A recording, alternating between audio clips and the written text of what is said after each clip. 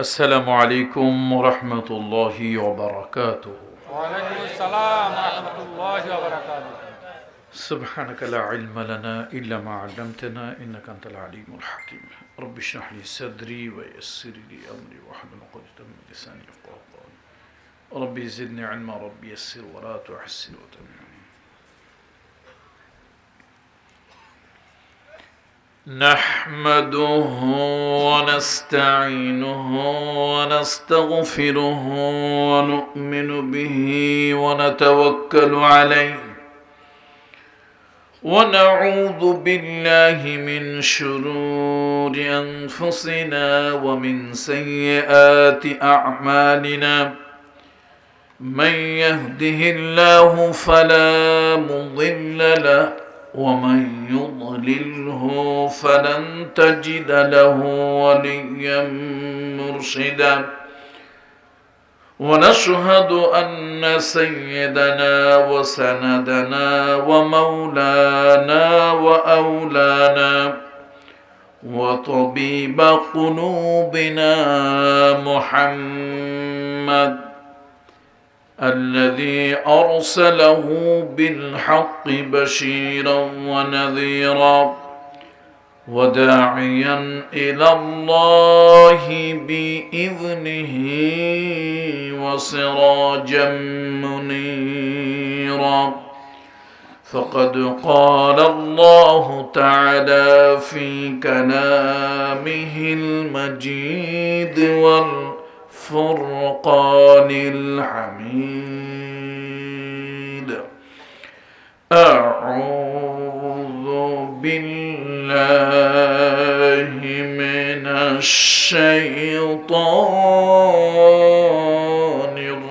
الرجيم. بسم الله الرحمن الرحيم. إن المسلمين والمسلمات والمؤمنين والمؤمنات والقانتين والقانتات والصادقين والصادقات والصابرين والصابرات والخاشعين والخاشعات والمتصدقين والمتصدقات والصائمين والصائمات والحافظين فروجهم والحافظات والذاكرين الله كثيرا والذاكرات أعد الله لهم مغفرة. أعد الله لهم مغفرة وأجرا عظيما. صدق الله مولانا العظيم. وقال الله تعالى في شان حبيبه آمرا ومخبرا: إن الله وملائكته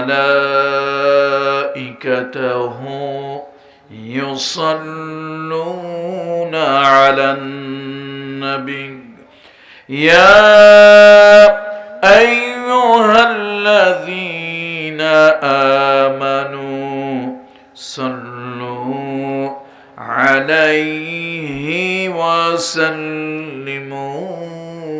تسليما. اللهم صل على محمد وعلى آل محمد كما صليت على إبراهيم وعلى آل إبراهيم إنك حميد مجيد بلغ العلا بكماله كشف الدجى بجماله حسنت جميع خصاله صلوا عليه وآله होना ये फूल तो बुलबुल का तरन्नुम भी न हो चमन दहर में कलियों का तबस्सुम भी न हो बलगल उला बेकमालिही कशफ الدجى بجماله حسنت جميع خصاله صلوا عليه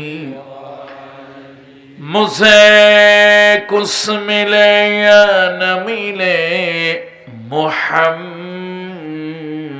मिले यानी वो शय जिसे अल्लाह मिले बलगल उला बेकमालिही कशफद दुजा बिजमालिही हसनत जमीउ खिसालिही सल्लु अलैहि व आलिहि अल्हम्दुलिल्लाह सुम्मा अल्हम्दुलिल्लाह व अम्मा बाद বাইতুল আমান জামে মসজিদ ও এই অঞ্চলের ধর্মপ্রাণ যুব সমাজের সম্মিলিত উদ্যোগে আয়োজিত আজকের এই যুব তাফসীর কমিটির তৃতীয় বাৎসরিক তাফসীরুল কোরআন মাহফিল এই আজিম ও শান 2 দিনব্যাপী তাফসীরুল কোরআন মাহফিলের আজকের সমাপনী দিবস। সমাপনী দিবসের পরম শ্রদ্ধাভাজন সভাপতি মহোদয় আলহাজ হযরত মাওলানা আব্দুল খালেক সাহেব হাফিজাহুল্লাহ, প্রাক্তন ইমাম খাসমহল জামে মসজিদ, খাসমহল হাফিজিয়া নুরানি মাদ্রাসা চর ফ্যাশন, আজকের মাহফিলের প্রধান অতিথি হিসেবে যারা আসন অলঙ্কৃত করার কথা জনাব মোহাম্মদ এইচ এম মোর্শেদ সাহেব, সাংগঠনিক সম্পাদক বাংলাদেশ আওয়ামী লীগ চর ফ্যাশন উপজেলা, বিশেষ অতিথি হিসেবে যাদের উপস্থিত থাকার কথা জনাব মোহাম্মদ ইমদাদুল হক মিলন সাহেব এবং জনাব মিজানুর রহমান মঞ্জু সাহেব সহ অন্যান্য সম্মানিত অতিথিবৃন্দ, মঞ্চবিষ্ট মুআজ্জাজ মুহতারাম ওয়াজিবুল ইহতিরাম হাজারাত উলামায়ে কেরাম আইম্মাতুল মাসাজিদ, বিশেষত আজকে অনেক বড় বড় বুজুর্গানে দিন, বড় বড় উলামায়ে কেরাম যাদের সাথে আজকেই সবেমাত্র আমার পরিচয় হলো, এরকম অনেক যোগ্য যোগ্য উলামায়ে কেরাম আছেন আপনাদেরই এই জনপদের অত্যন্ত সম্মানিত একজন ব্যক্তিত্ব, গজারিয়া মাদ্রাসার সাবেক অধ্যক্ষ মহোদয় আলহাজ হযরত মাওলানা আবু তৈয়ব সাহেব সহ অন্যান্য আজকের যারা পরিচিত হয়েছেন এবং আমাদের মুফাসসির পরিষদের এই বরিশাল বিভাগের বিভাগীয় সেক্রেটারি সাহেব দায়িত্বপ্রাপ্ত, কি যেন আমাদের চেয়ারম্যান সাহেবের নাম রফিকুল ইসলাম সাহেব হাফিজাহুল্লাহ, আল্লাহ তাআলা তাকেও দীর্ঘ নেক হায়াত দান করুন। আজকের মাহফিলে আমার সামনে উপবিষ্ট দিন প্রিয়, ধর্ম প্রিয়, ইসলাম প্রিয়, রসুল প্রিয়, তাওহীদ প্রিয় জনতা, বিশেষত আমার অত্যন্ত ভালোবাসার পছন্দের, আল্লাহরও পছন্দের কিশোর তরুণ যুবকেরা, পর্দার আড়ালের সম্মানিতা মা ও বোনেরা, আমি সকলের খিদমতে শ্রেণী মোতাবেক শ্রদ্ধা, ভালোবাসা ও স্নেহ জ্ঞাপন করছি। আসুন মূল বক্তব্যে যাওয়ার আগে আমরা সকলে মিলে আল্লাহ তাআলার শুকরিয়া আদায় করি, সকলে পড়ি আলহামদুলিল্লাহ। সম্মানিত উপস্থিতি, আপনারা আমার অভ্যাস অনেকেই হয়তো জানেন বা ইউটিউব থেকে দেখেছেন, আমি একটা লম্বাচূড়া ভূমিকা দিয়ে বক্তব্য শুরু করি। আজকে তা করব না। এই জন্য করব না, অনেক দূর থেকে সফর করে এসেছি, আবার আগামীকালকে অনেক দূর যেতে হবে। আমি আজকে কোরআনুল কারীমের একটি এক্সেপশনাল একটি আয়াত, একটি ব্যতিক্রমধর্মী আয়াতে মুকাদ্দাসা আপনাদের সামনে তেলাওয়াত করেছি। এটা হচ্ছে 33 নম্বর সূরা আল আহজাব, এই সূরার 35 নম্বর আয়াত। এই আয়াতটা ব্যতিক্রমধর্মী কেন? ব্যতিক্রমধর্মী এই জন্য যে আল্লাহ তাআলা কোরআনুল কারীমের মধ্যে কখনো কখনো পুরুষদেরকে খেতাব করেছেন, পুরুষদের উদ্দেশ্যে কথা বলেছেন, আবার কোন কোন জায়গায় আল্লাহ তাআলা মহিলাদেরকে খেতাব করেছেন, নারীকে উদ্দেশ্য করে কথা বলেছেন। কোরআনুল কারীমের একটি ব্যতিক্রমধর্মী আয়াত হলো যেই আয়াতটার মধ্যে আল্লাহ তাআলা যতবার পুরুষকে সম্বোধন করেছেন, ঠিক অতবার অত জায়গা আল্লাহ তাআলা নারীকে সম্বোধন করেছেন। সুবহানাল্লাহ। এর কারণ হলো পৃথিবীতে যা কিছু কল্যাণকর, অর্ধেক তার গড়ি আছে নারী, অর্ধেক তার নর। নর এবং নারী পৃথিবীতে সমানভাবে সুশোভিত করেছে, সুন্দর করেছে পৃথিবী। আর বাংলাদেশের কথা যদি বলেন তাহলে তো আমরা মহিলাদের দেশে থাকি, তাদেরকে বাদ দিয়ে কোনো কিছু চিন্তাই করা যায় না। কথা ঠিক কিনা বলেন? এই দেশে যদি তাদেরকে বাদ দিয়ে আমরা কোনো কিছু চিন্তা করি, যে কোনো সময় নাগরিকত্ব ক্যান্সেল হয়ে যাওয়ার সম্ভাবনাও আছে। তো এই জন্য চিন্তা করলাম গ্রামের মধ্যে, যদিও এটা লেখা হয়েছে ৯ নং ওয়ার্ড পৌরসভার, কিন্তু আমার কাছে মনে হচ্ছে যে এইটা পৌরসভার যে সকল ক্রাইটেরিয়া বা যেই সকল হুসুসিয়াত বৈশিষ্ট্য তার মধ্যে পড়ে না। তারপরেও গ্রামের মধ্যে এসেছি, মহিলারা আছেন দূরে, আপনারা আছেন সামনে, কেউ যেন রাগ না হয়, অভিযোগ না করে। আমরা টাকা পয়সা দিলাম, সব পুরুষদের ওয়াজ হইল, মহিলাদের কোনো ব্যাপারে কথাবার্তা হইল না। আর তারা হলেন হোম মিনিস্টার, ফুড মিনিস্টার। যদি আল্লাহ না করুন কোনো কারণে স্ট্রাইক করেন, ধর্মঘট করেন, তাহলে আমাদের খাওয়ারও বন্ধ, আপনাদেরও বন্ধ। কথা ঠিক কিনা? অবশ্য আপনাদের ভাগ্য ভালো, ভোলা। আমরা গোপালগঞ্জ মাদারীপুরের লোক, আমাদের ভাগ্য একটু খারাপ। কেন? আমরা যদি বেশি কিছু বলি আমাদের মহিলারা হুমকি দেয়, দেশ তো তারা চালায়, হুমকি দেয় কথা ঠিকঠাক মতো বলিও, লাল দালানের ভাত খাওয়াইয়া ছাড়বো। লাল দালান বোঝেন তো? সবকিছু ভেঙে বলা যাবে না, বুঝে নেবেন আর কি। এই জন্য চিন্তা করলাম না, তাদেরকেও খুশি রাখি, আমরাও খুশি থাকি, উভয়ের যেন সমানভাবে ওয়াজ হয়। কাদের যেন হয়? সমানভাবে, নারী এবং পুরুষ উভয়ের যেন সমানভাবে হয়। কেউ যেন অভিযোগ করতে না পারে যে আমাদের পক্ষে কোনো কথা হয় নাই। এই জন্য আমরা সকলকে সমানভাবে খুশি রাখার জন্য আল্লাহ তাআলার, আল্লাহ জাল্লা শানুহুর কোরআনুল কারীমের 33 নম্বর সূরা, কত নম্বর? 33 নম্বর সূরা, এই সূরার 35 নম্বর আয়াতে মুকাদ্দাসা আপনাদের সামনে আমি তেলাওয়াত করেছি।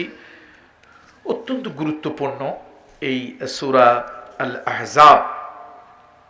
সূরাটার এটা হচ্ছে 73টি আয়াত আছে এবং 9টি রুকু আছে। এই সূরা এটা মদিনা আল মুনাওয়ারায় অবতীর্ণ হয়েছে।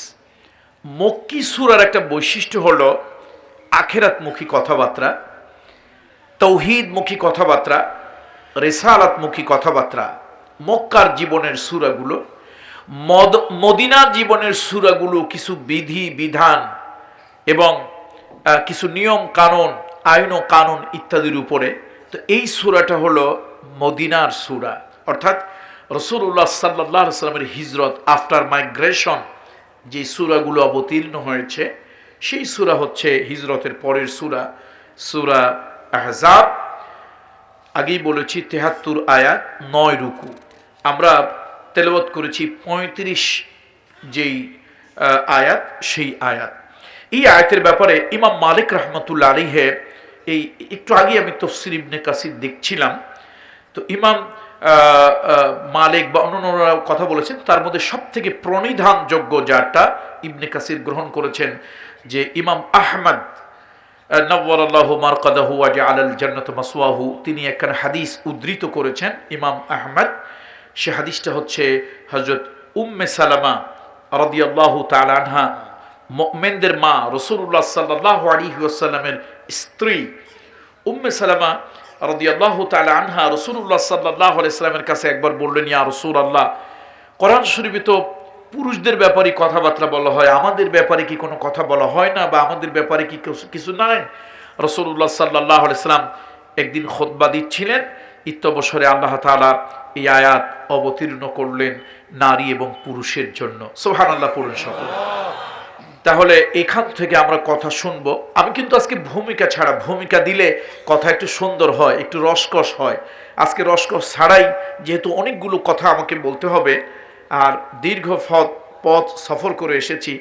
আস-সাফরু কিতআতুম মিনান নার, সফরটা হচ্ছে জাহান্নামের একটি টুকরা। এটা খুব কষ্টদায়ক। সফর যে কত কষ্টদায়ক এটা আল্লাহ তাআলা বোঝেন, উপলব্ধি করেন, বা আল্লাহ তার গোলামদের প্রতি ইহসান করেছেন যে ফরজ সালাতকে আল্লাহ তাআলা এক্সকিউজ করেছেন।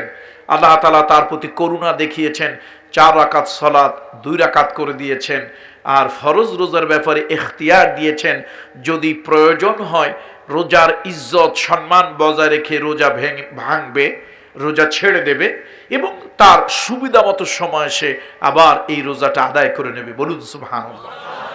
তো সেই জন্য সফর হালাতের কারণে আমি খুব লম্বা কথা বলবো না। আসুন আমরা একটু দেখি, উলামা ইকরামরা আছেন, আমি সাধারণ জনগণের জন্য কথা বলবো। আল আওয়ামু কাল আনআম, নুরুল আনোয়ারে আল্লামা মোল্লা জিউন রাহিমাহুল্লাহ তাআলা লিখেছেন। সুতরাং সাধারণ জনগণ যেভাবে বোঝে, আমার তো কথা ওইভাবে উপস্থাপন করতে হবে। ওস্তাদেরা পড়ায় ছাত্রদেরকে, যারা ভবিষ্যতে আলেম হবে, আর আমি পড়াচ্ছি যাদের এখন আর আলেম হওয়ার বয়স নেই। কিন্তু এটাও একটা মাদ্রাসা, এটা হচ্ছে একটা মোবাইল মাদ্রাসা। এই মোবাইল মাদ্রাসায় 2 ঘন্টা 3 ঘন্টার জন্য আপনারা ছাত্র হয়েছেন, এখানে পড়াশোনা করে আপনারা বাড়ি যাবেন জ্ঞানের ভান্ডারকে সমৃদ্ধ করে। সুবহানাল্লাহ পড়েন। এই জন্য সাধারণ আওয়ামুন নাস যেভাবে বোঝে সেভাবে আমার কথা বোঝাতে হবে। ওলামা হযরতদের কাছে স্বনির্বন্ধ অনুরোধ, অত্যন্ত বিনীত অনুরোধ, আপনারা যেভাবে দর্সে আমাদেরকে পড়ান, তাফসীর যেভাবে পড়ান, আপনারা হক আদায় করে বালাগাত, ফাসাহাত, মান্তিক ইত্যাদি, ইলমুল লুগা, ইলমুল কালাম ইত্যাদি দিয়ে যেভাবে পড়ান, জনগণকে তো আর ওইভাবে দিয়ে পড়ালে তারা বুঝবে না।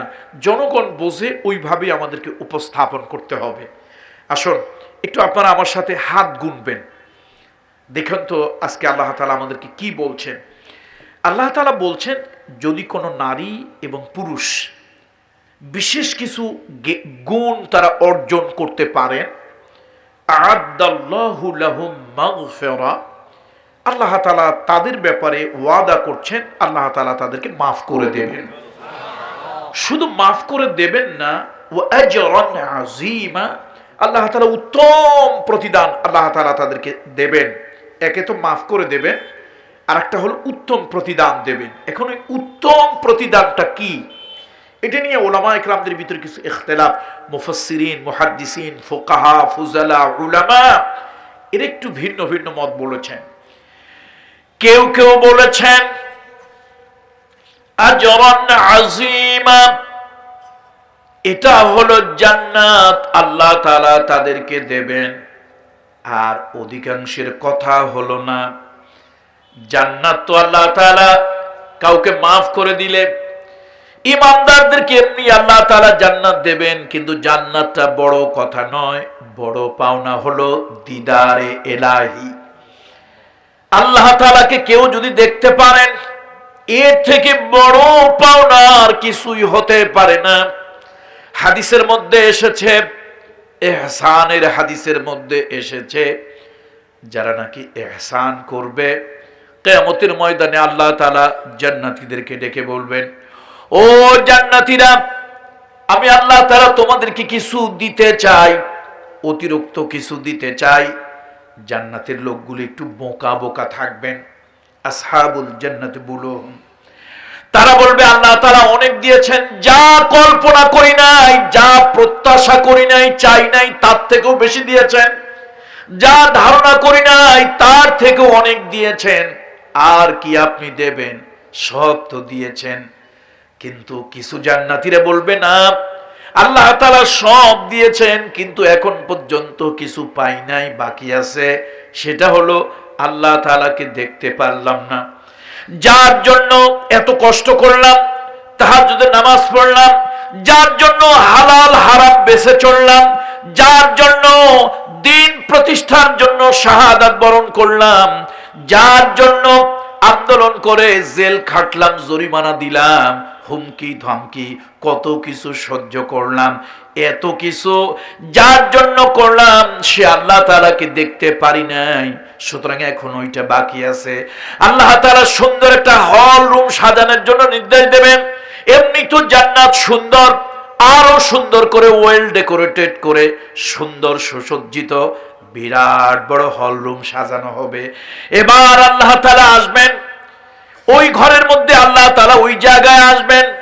আর আল্লাহ তাআলার সামনের থেকে পর্দা যখন সরানো হবে, বান্দা আল্লাহর দিকে যখন নজর করবেন, আল্লাহ তাআলাকে দেখে বান্দা তার হুঁশ জ্ঞান হারিয়ে ফেলবে। সুবহানাল্লাহ। কত লক্ষ বছর পার হয়ে যাবে। আল্লাহ, আল্লাহু আকবার। এই জন্য এর থেকে বড় পাওনা আর কিছুই নাই। আব্দুল কাদের জিলানী রহমতুল্লাহ আলাইহি এই জন্য মাঝে মাঝে গভীর রাত্রে সিজদায় পড়ে কাঁদতেন, আল্লাহ লোকেরা তোমার কাছে জান্নাত চায়, আমি তো জান্নাতের জন্য লালায়িত নই, আমি তোমাকে চাই। বিবি আসিয়া আল্লাহর কাছে বলেছিলেন, আল্লাহ আমার স্বামী অত্যাচার নির্যাতন করে কত মানুষকে হত্যা করলো ঈমানের অপরাধে, ওয়ামা নাকামু মিনহুম ইল্লা আইয়ুমিনু বিল্লাহিল আজিজিল হামিদ। আল্লাহ আমি তো তোমার কাছে জান্নাত চাই না, রাব্বিবনি লি ইনদাকা বাইতান ফিল জান্নাহ। আল্লাহ আমি তো তোমার প্রতিবেশী হতে চাই, তোমাকে দেখতে চাই, তোমাকে পেতে চাই। সুতরাং আল্লাহকে দেখা, দিদারে ইলাহি, যেমনটি পাগল হয়েছিল মুসা আলাইহিস সালাম। আল্লাহ, আল্লাহু আকবার। মুসা আলাইহিস সালাম সেই তুর পাহাড়ের উপরে উঠে আবেগ আপ্লুত হয়ে বলেছিলেন, আল্লাহ আমি আপনাকে দেখতে চাই। আল্লাহ বলেছিলেন, পাগল পাগলামি করিও না, লান তারানি, আমাকে তুমি দেখতে পারবে না, এই দুনিয়া আমাকে দেখা যায় না, জান্নাতের ভিতর আমি দেখা দেব। তো বলছিলাম যে কয়টা গুণ আমি একটু পরে বলতেছি আপনাদের আকর্ষণ রাখার জন্য।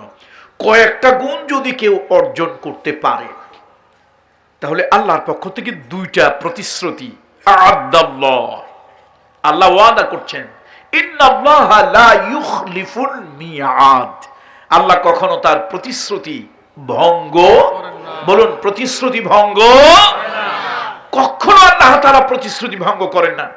আমাদের দেশে অনেক লোকেরা অনেক প্রতিশ্রুতি দেয়, ভাই আমারে যদি ভোট দেন, আমারে যদি একটা কিছু নির্বাচিত আপনারা করেন, বিরাট বড় গরুর গাড়ির চাকার মতো একটা জিলেপি বানায় দেব, মটকার মতো একটা রসগোল্লা বানিয়ে দেব। পাবলিক চিন্তা করলো, বাপরে এই জিনিস খাওয়া তো দূরের কথা, জিন্দিগিতে চোখেই তো দেখি নাই। আচ্ছা ঠিক আছে একটা কিছু করি, একটা কিছু তিনি হলেন, আর পাবলিক তাকে দেখলো না।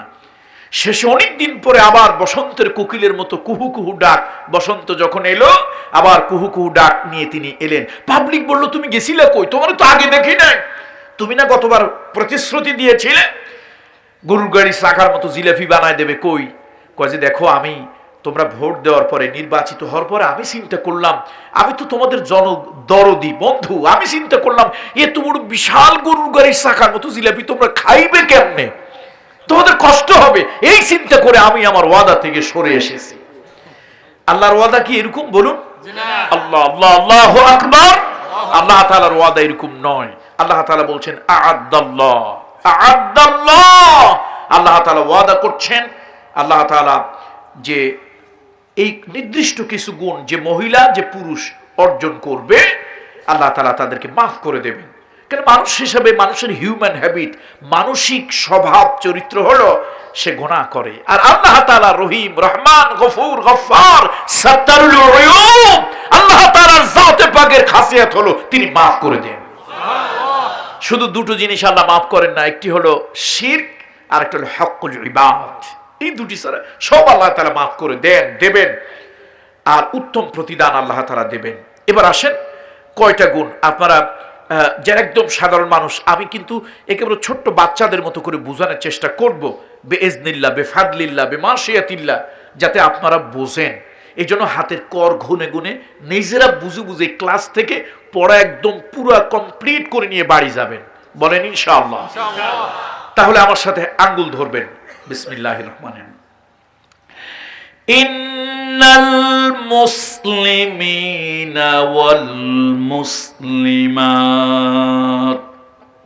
নিশ্চয় আত্মসমর্পণকারী পুরুষ এবং আত্মসমর্পণকারী নারী এক। ওয়াল মুমিনিনা ওয়াল মুমিনাত, আর আল্লাহর উপরে পরকালে ফেরেশতায় মালাইকাতে বিশ্বাসী পুরুষ আর বিশ্বাসী নারী। ওয়াল কানিতিনা ওয়াল কানিতাত, দ্বীনের উপরে শরীয়তের উপরে সুন্নতের উপরে আনুগত্যশীল পুরুষ আর আনুগত্যশীল নারী। ওয়াস-সাদিকিনা ওয়াস-সাদিকাত, আর হলো সত্যবাদী পুরুষ আর সত্যবাদিনী নারী। ওয়াস-সাবিরিনা ওয়াস-সাবিরাত, ধৈর্যশীল পুরুষ ধৈর্যশীল নারী।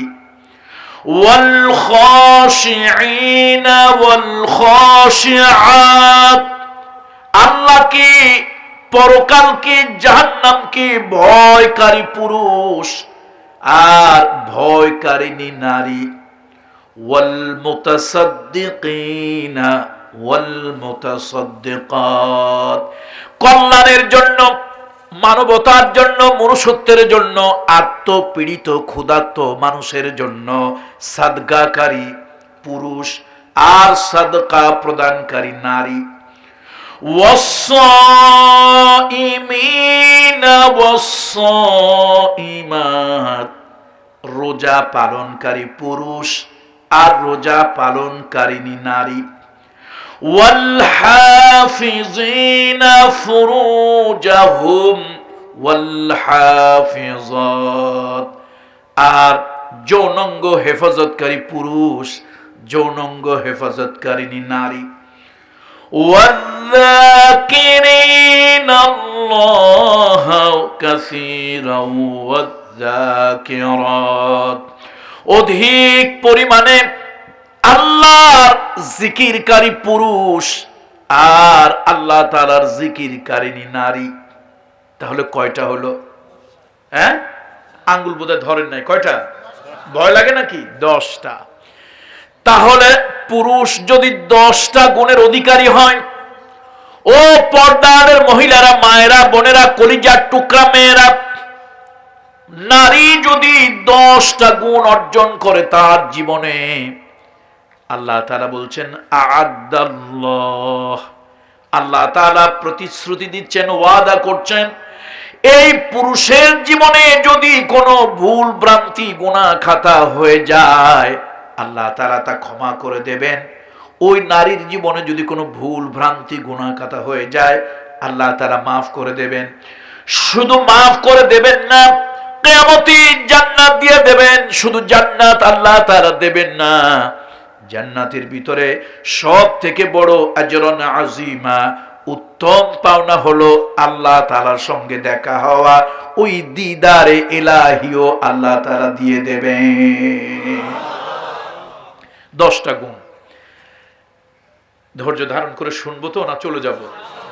কত, আধা ঘন্টা থাকবো না 1 ঘন্টা? 3 ঘন্টা? ভাগ্যিস ফজর পর্যন্ত বলেন নাই, তাও আল্লাহ আমারে বাঁচিয়েছে। ফজর পর্যন্ত বললে তো মুশকিলে পড়ে যেতাম। শোনেন, আগে আমাদের অঞ্চলে হতো, আগেকার দিনের বড় বড় খাওয়া দাওয়া হতো কলার পাতায়। মুরব্বীরা দেখছে, এই প্রজন্মের যারা, তারা দেখে নেন, আগেকার দিনে তো এত ডেকোরেটর ছিল না, ডেকোরেশনের ব্যবস্থা ছিল না, তো কলার পাতায় বড় বড় খাওয়া হইতো, জিয়াফত, মেজবানি, মুসলমানি, তারপর বিয়ে শাদী। তো কিছু লোক খুব চালাক, খুব চালাক, এরা খেতে গেলেই কোনো এরকম বড় মজমায় খেতে গেলে বড় করে কলার পাতা বিছায়, যাতে কলার পাতা বেশি, ওই খাদিমদারেরা তাকসিম যে করে, আবুল কাসেম, ওরা খাবারটা একটু বেশি দেবে।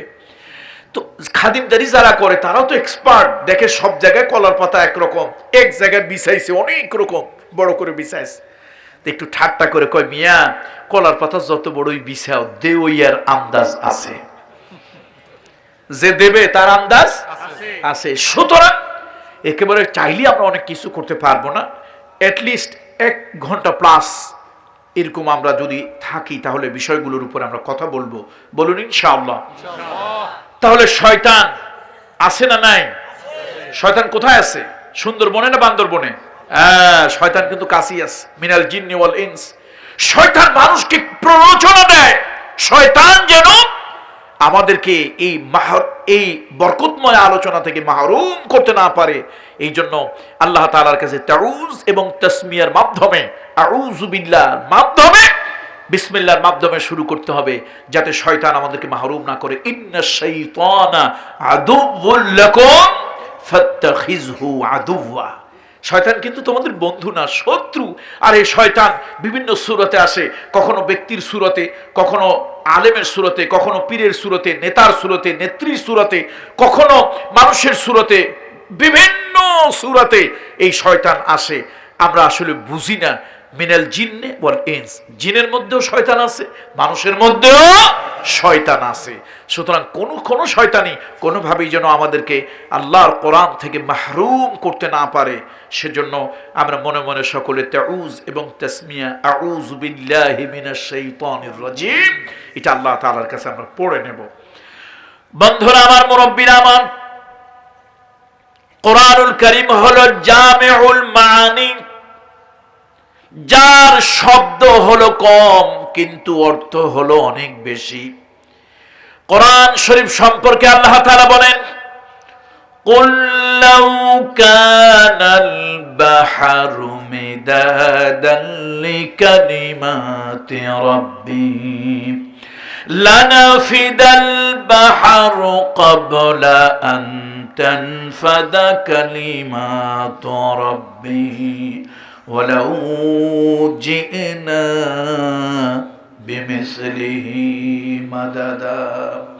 হে নবী, আপনি বলে দেন, সমুদ্রের পানি দিয়ে যদি তোমরা কালি বানাও, গাছপালা বৃক্ষ তরুলতা কেটে যদি তোমরা কলম বানাও, পেন্সিল বানাও, আর জিন এবং ইনসান, মানব দানব যদি তোমরা একসাথে লেখা শুরু করো, লিখতে লিখতে সমুদ্রের পানি দিয়ে বানানো কালিগুলি ফুরিয়ে যাবে, গাছপালা বৃক্ষ তরুলতা কেটে বানানো কলমগুলি ক্ষয় হয়ে যাবে, জিন এবং ইনসানের হায়াতের জিন্দেগি ফুরিয়ে যাবে বটে, তারপরও তোমার প্রভুর এই কালামুল্লাহর কথা শেষ হবে না।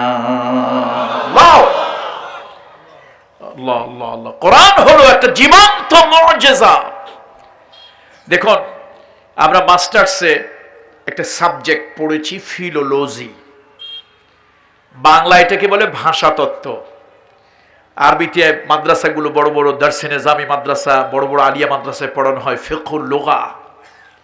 এই ভাষাতত্ত্ব বলে পৃথিবীতে ওই ভাষা, রিচ ল্যাঙ্গুয়েজ, যে ভাষায় প্রতিশব্দ বেশি। আল্লাহু আকবার। সময়ের অভাবে আমি সেদিকে গেলাম না, অন্য একদিন বলবো। শুধু এইটুক মনে রাখবেন, আরবি ভাষার মতো এত প্রতিশব্দ পৃথিবীতে অন্য কোনো ভাষার মধ্যে নাই। এই জন্য যারা রাজনীতি করেন, আমি বিনয়ের সাথে তাদেরকে একটা অনুরোধ করি, আপনারা পীর সাহেবদেরকে ভালোবাসেন। যদিও আমি পীর মুরিদি করি না, তো আমিও তো সার্টিফিকেটওয়ালা পীর মুরিদি আমি করি না। তো আপনারা যেহেতু আমাদেরকে ভালোবাসেন, সব দলের, রাজনৈতিক দলের লোকেরাই আমাদের কাছে দোয়া নেওয়ার জন্য যায় নাকি? ভোটের আগে দেখবেন আমাদের দোয়ার একেবারে লাইন পড়ে গেছে, সবাই আসে। কবর জিয়ারাতের দোয়া, এটা একেবারে একটা কমন জিনিস। যেহেতু আপনারা আমাদেরকে ভালোবাসেন, সেই জন্য বলি, আপনাদের মাথার মধ্যে একটা রোগ আছে, রোগটাকে সারাতে হবে। সে রোগটা কি? আপনারা কোন হুজুর দেশটারে খাইলো, কেমনে খাইলো? আয়াত পড়লো একটা, কথাগুলো এতগুলি। আরে ভাই, আমরা এতগুলি কথা তো বলি, তা তো কম বলি, কম বলি। কোরআনের ব্যাখ্যা অনুযায়ী এক প্রশান্ত মহাসাগরের জলরাশির পরিধি হলো 6,16,19,000 বর্গ কিলোমিটার। প্রশান্ত মহাসাগরের যেই জায়গাটুকুতে পানি আছে, আর তার গড় গভীরতা হলো 14,000 ফিটের ঊর্ধ্বে। চিৎকার দিয়ে বলুন আল্লাহু আকবার। কথা আল্লাহ বলছেন, এই সাগর মহাসাগরের পানি যদি কালি হয়, আর্টিফিশিয়ালি এটাকে যদি তোমরা কালি বানিয়ে নাও, এরপরে আমার এই কিতাবের ব্যাখ্যা বিশ্লেষণ এটা যদি শুরু করো, ওগুলো সব শেষ হয়ে যাবে। তারপর আমার কালামুল্লাহ, কালামে রব্বানি এর কথা বলা শেষ, লেখা শেষ হবে না। সুতরাং আমরা একটা আয়াত পরে 17টা কথা না, 17 লক্ষ 17 কোটি কথা যদিও বলি, তারপরেও কোরআনুল কারীমের হক আদায় হবে না। আল্লাহু আকবার, বলেন আল্লাহু আকবার। এটা মনে রাখবেন, মাথার মধ্যে রাখবেন, নাহলে সমস্যা না হলে। যা হোক, কয়টা গুণের কথা বলছিলাম মনে আছে কি? শুধু পুরুষ না মহিলারাও? শুধু মহিলারা না পুরুষও? তাহলে উভয়ের জন্যই প্রযোজ্য। মা বোনরা যারা আছেন, ও মা, ও বোন, আমাদের কলিজার টুকরা মেয়েরা, তোমরা মায়েরা যারা আছো, সকলে কান খুলে শুনুন। ঘরের মধ্যে রেডিও, টেলিভিশন বা অন্য কিছু থাকলে বন্ধ করুন, অল্প সময়ের জন্য একটু কান লাগিয়ে শুনুন। পৃথিবী কিন্তু থাকার জায়গা নয়, পৃথিবী কিন্তু থাকার জায়গা একসময় যেতেই হবে, আজ হোক কাল হোক, যেতেই হবে। মহিলাদের উদ্দেশ্যে বলি, নতুন বউ হয়ে যেদিন ঘরে আসলেন, ও মা, নতুন বউ হয়ে যেদিন ঘরে আসলেন, কত আনন্দ, কত ফুর্তি। লাল বেনারসি শাড়ি পরানো হলো, লাল ফিতা, লাল চুড়ি, কি রঙের বাহার। সকলে উচ্ছ্বাস, আনন্দ, ফুর্তি যেন আজকে বাড়িতে ধরে না। ও মা, একদিন তুমি জগৎ স্বামীর ঘরে রওনা হবে, যার নাম আলমে বরজখ কবর। ওই দিন তোমার পরনে থাকবে মাত্র 5 টুকরা কাপড়। ওই সাদা কাফনের কাপড় তোমাকে পরানো হবে। মসজিদের খাট তোমার পালকি হয়ে যাবে। আপনজনদের কাঁধে তোমাকে চড়ানো হবে। ও মা, এই দুনিয়ায় স্বামীর ঘরে যেদিন আসলা, কত আনন্দ, কত ফুর্তি। আজকে জগৎ স্বামীর হুকুমে তার ঘরে রওনা হয়েছ, সকলে অশ্রু সজল নয়নে কাঁদো কাঁদো হয়ে তোমাকে বিদায় দিচ্ছে। এমন বাসরে তোমাকে শোয়ানো হবে, যেই ঘরে একবার ঢুকলে আর কোনোদিন বের হওয়া যাবে না। হযরত ওসমান রাদিয়াল্লাহু তাআলা আনহু, রাসূলুল্লাহর এক একজন সাহাবীর এক একটা বৈশিষ্ট্য ছিল। ওসমান জিন্নুরাইন কবর দেখলে অস্থির হয়ে যেতেন, কবর দেখলে তিনি কাঁদতেন, কবর দেখলে কখনো কখনো আবেগী হয়ে যেতেন। লোকেরা একদিন প্রশ্ন করলো, ওসমান জিন্নুরাইন, ও ওসমান ইবনে আফফান, আপনি কবর দেখলে এত অস্থির হয়ে যান, কারণটা কি? কি কারণে? হযরত ওসমান বলতেন, শোনো, কবর হলো আখিরাতের প্রথম মঞ্জিল, কবর হলো আখিরাতের প্রথম ঘাঁটি। কবরে যদি কেউ ধরা পড়ে যায়, মিজানে সিরাতে হাসরে সব জায়গায় ধরা পড়ে যাবে। আর কোন ব্যক্তির জন্য কবরটা যদি শান্তির জায়গা হয়ে যায়, তাহলে তার সব মঞ্জিলগুলো, সব স্টেশনগুলো তার জন্য আসান হয়ে যাবে। এই জন্য মা বোনদেরকে বলি, মা গো, আজকের যে যুব তাফসীর, এই যে বাইতুল আমান জামে মসজিদ এবং এলাকার যুব সমাজ যেই সুন্দর তাফসীরের আয়োজন করেছে, আজকে আপনাদেরকে বাদ দিয়ে কথা বলবো না। পুরুষদেরকে জন্য কথা বলবো, আপনাদের জন্য কথা বলবো। আর কথা আমরা বলবো না, কথা আল্লাহ তাআলা কোরআনে বলেছেন। কোরআন কথা বলবে, 10টা গুণ অর্জন করতে হবে প্রত্যেককে, ইচ এন্ড এভরিবডি, প্রত্যেককে অর্জন করতে হবে। এই 10 গুণ আছে, মাপ আছে। 10 গুণ নাই, মাপ নাই। দুনিয়ার অর্থ, বৃত্ত, ক্ষমতা, দুনিয়ার জৌলুস সব তোমার দুনিয়ায় পড়ে থাকবে। এই গুণগুলি অর্জন করো, হাসতে হাসতে কবরে যাবে। এমন জীবন তুমি করো হে গঠন, মরিলে হাসিবে তুমি, কাঁদিবে ভুবন। এই জন্য আসুন, মৃত্যু আমাদের ঘাড়ের কাছেই আছে, একটু 10টা গুণ আমরা অর্জন করার চেষ্টা করি। প্রথম হলো, ইন্নাল মুসলিমিনা ওয়াল মুসলিমাত। প্রথম হলো, পুরুষ যদি হয় তাকে আত্মসমর্পণকারী হতে হবে, মুসলমান হতে হবে। নারীদেরকেও মুসলমান হতে হবে, আত্মসমর্পণকারিণী হতে হবে। আল্লাহর কাছে পুরোপুরি নিজেকে সঁপে দিতে হবে। নিজের কোনো ইচ্ছা নাই, স্বাধীনতা নাই, নিজের কোনো বক্তব্য নাই। আল্লাহ যা বলেছেন, দিন যা বলেছে, ইসলাম যা বলেছে, এটাই আমাকে মেনে নিতে হবে। সুতরাং পুরোপুরি ইসলাম। আমাদের মিল্লাতের পিতা ইব্রাহিম খলিলুল্লাহ, আল্লাহ তাআলা তাকে বলেছিলেন আসলিম, ইব্রাহিম তুমি আত্মসমর্পণ করো। একবারও তিনি বলেন নাই কোন কোন ক্ষেত্রে আমি আত্মসমর্পণ করব। গোটা জিন্দেগির সব বিষয়ে আল্লাহর কাছে তিনি আত্মসমর্পণ করলেন। আল্লাহ বললেন আসলিম, তিনি উত্তর দিলেন আসলামতু লিরাব্বিল আলামিন। সকলে আবেগ নিয়ে আমার সঙ্গে পড়েন আসলামতু লিরাব্বিল আলামিন। আকাশ এবং জমিনের যিনি মালিক ওই আল্লাহ তাআলার কাছে আমি পুরোপুরি নিজেকে সঁপে দিলাম। সুবহানাল্লাহ। নিজের কোনো বক্তব্য নাই, সে নাই, আল্লাহ যা বলেছে তাই। আমি তো একটা মরা লাশ আল্লাহর হুকুমের সামনে। আমার আব্বা মরহুম দেলাওয়ার হোসেন আনসারী রাহিমাহুল্লাহ তাআলা, উনি গ্রামের লোকদেরকে বোঝানোর জন্য, আলেমদেরকে বোঝানোর জন্য না, গ্রামের লোকদেরকে বোঝানোর জন্য যে মুসলমান কারে বলে এটা তো বুঝাইতে হবে নাকি। সাধারণ মানুষ যেভাবে বোঝে সেইভাবে উনি বুঝাইতেন যে দেখো মুসলমান কারে বলে। উদাহরণ হলো একটা জীবিত মানুষ, একটা মৃত মানুষ। এখন এই মৃতকে গোসল দেয় জীবিত লোক। এই মুর্দারে যখন গোসল দিচ্ছে, পানিটা যদি ঠান্ডা হয়, মুর্দার অনুভূতি যদি তার অনুভূতিতে লাগে ঠান্ডা পানি কষ্ট হচ্ছে, সে কিন্তু এ কথা বলতে পারে না ভাই পানিটা খুব ঠান্ডা হয়েছে, একটু গরম মিশায় নাও।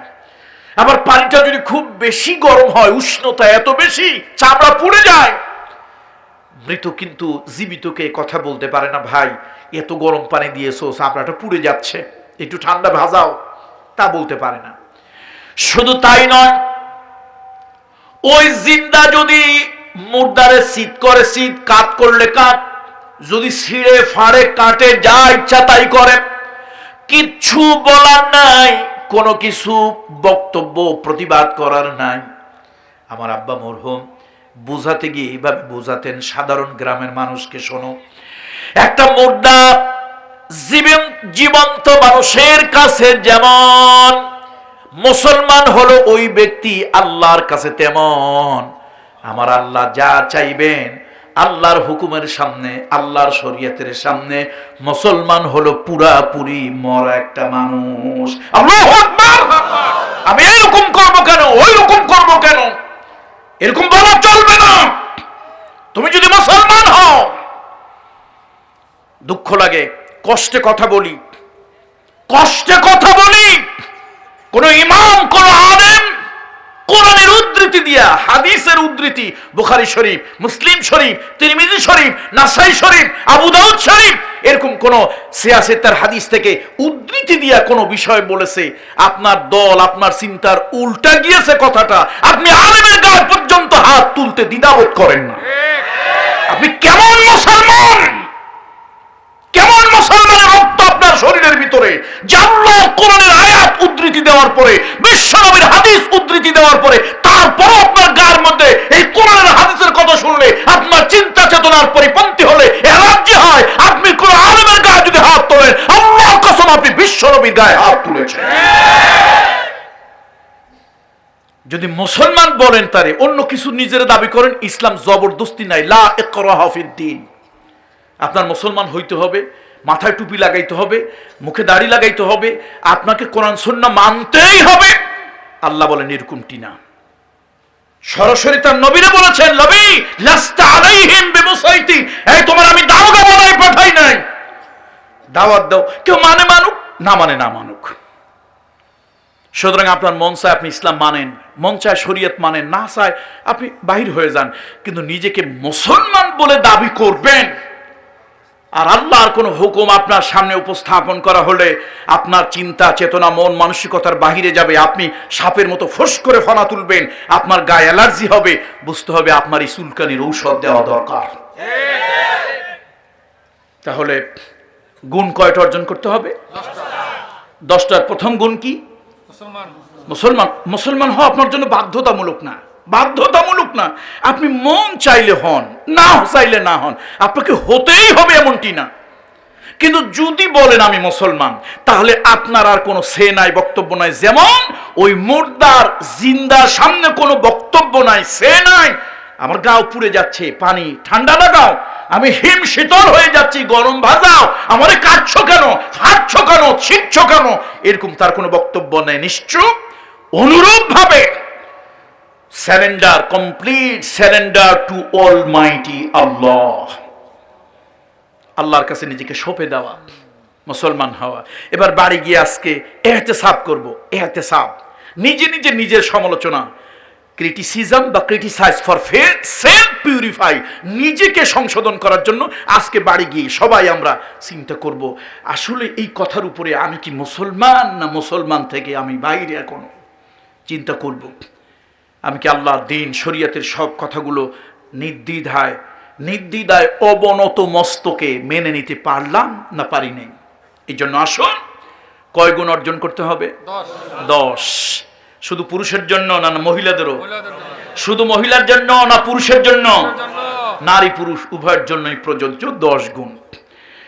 আল্লাহ তাআলা বলেন মুসলমান যে কত বড় দামি জিনিস, আল্লাহ কোরআন শরীফের মধ্যে এক জায়গা বলছেন, ওয়ালা তামুতুন্না ইল্লা ওয়া আনতুম মুসলিমুন। আমার বান্দা বান্দিরা, তোমরা খবরদার মরিও না মুসলমান না হইয়া।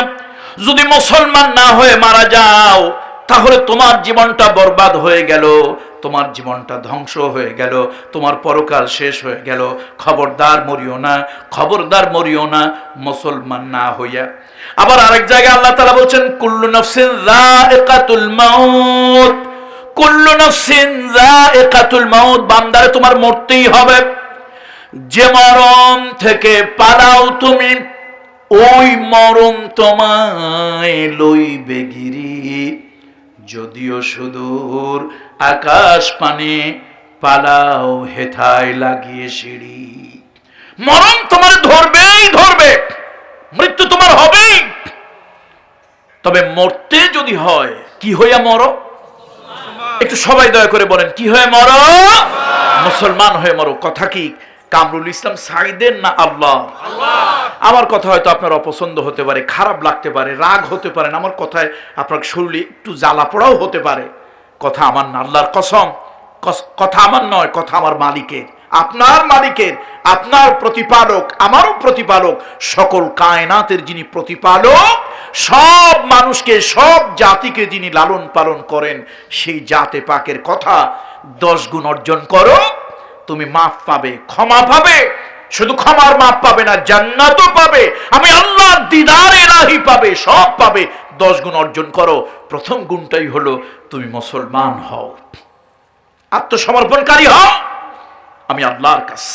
যেমনটি ইব্রাহিম আলাইহিস সালাম পুরোপুরি আত্মসমর্পণ আল্লাহ তাআলার কাছে করেছিলেন। এবার হলো ওয়াল মুমিনিনা ওয়াল মুমিনাত, ঈমানদার হওয়ার জন্য ঈমান কারে বলে? হাদিসের মধ্যে বিশ্বনবী বললেন, আল ঈমানু বিজউ ওয়া সাবউনা শুহবাতান ফাআফযালুহা কাউলু লা ইলাহা ইল্লাল্লাহ। শুনতেছেন তো আপনারা আমার কথা? বিশ্বনবী বলছেন, আল্লাহর হাবিব বলছেন, নারীকে ইমানদার হতে হবে, পুরুষকে ইমানদার হতে হবে। তবে ঈমান কারে বলে? আল্লাহ নবী বলেছেন 70 থেকে 77টা জিনিসের নাম হলো ঈমান।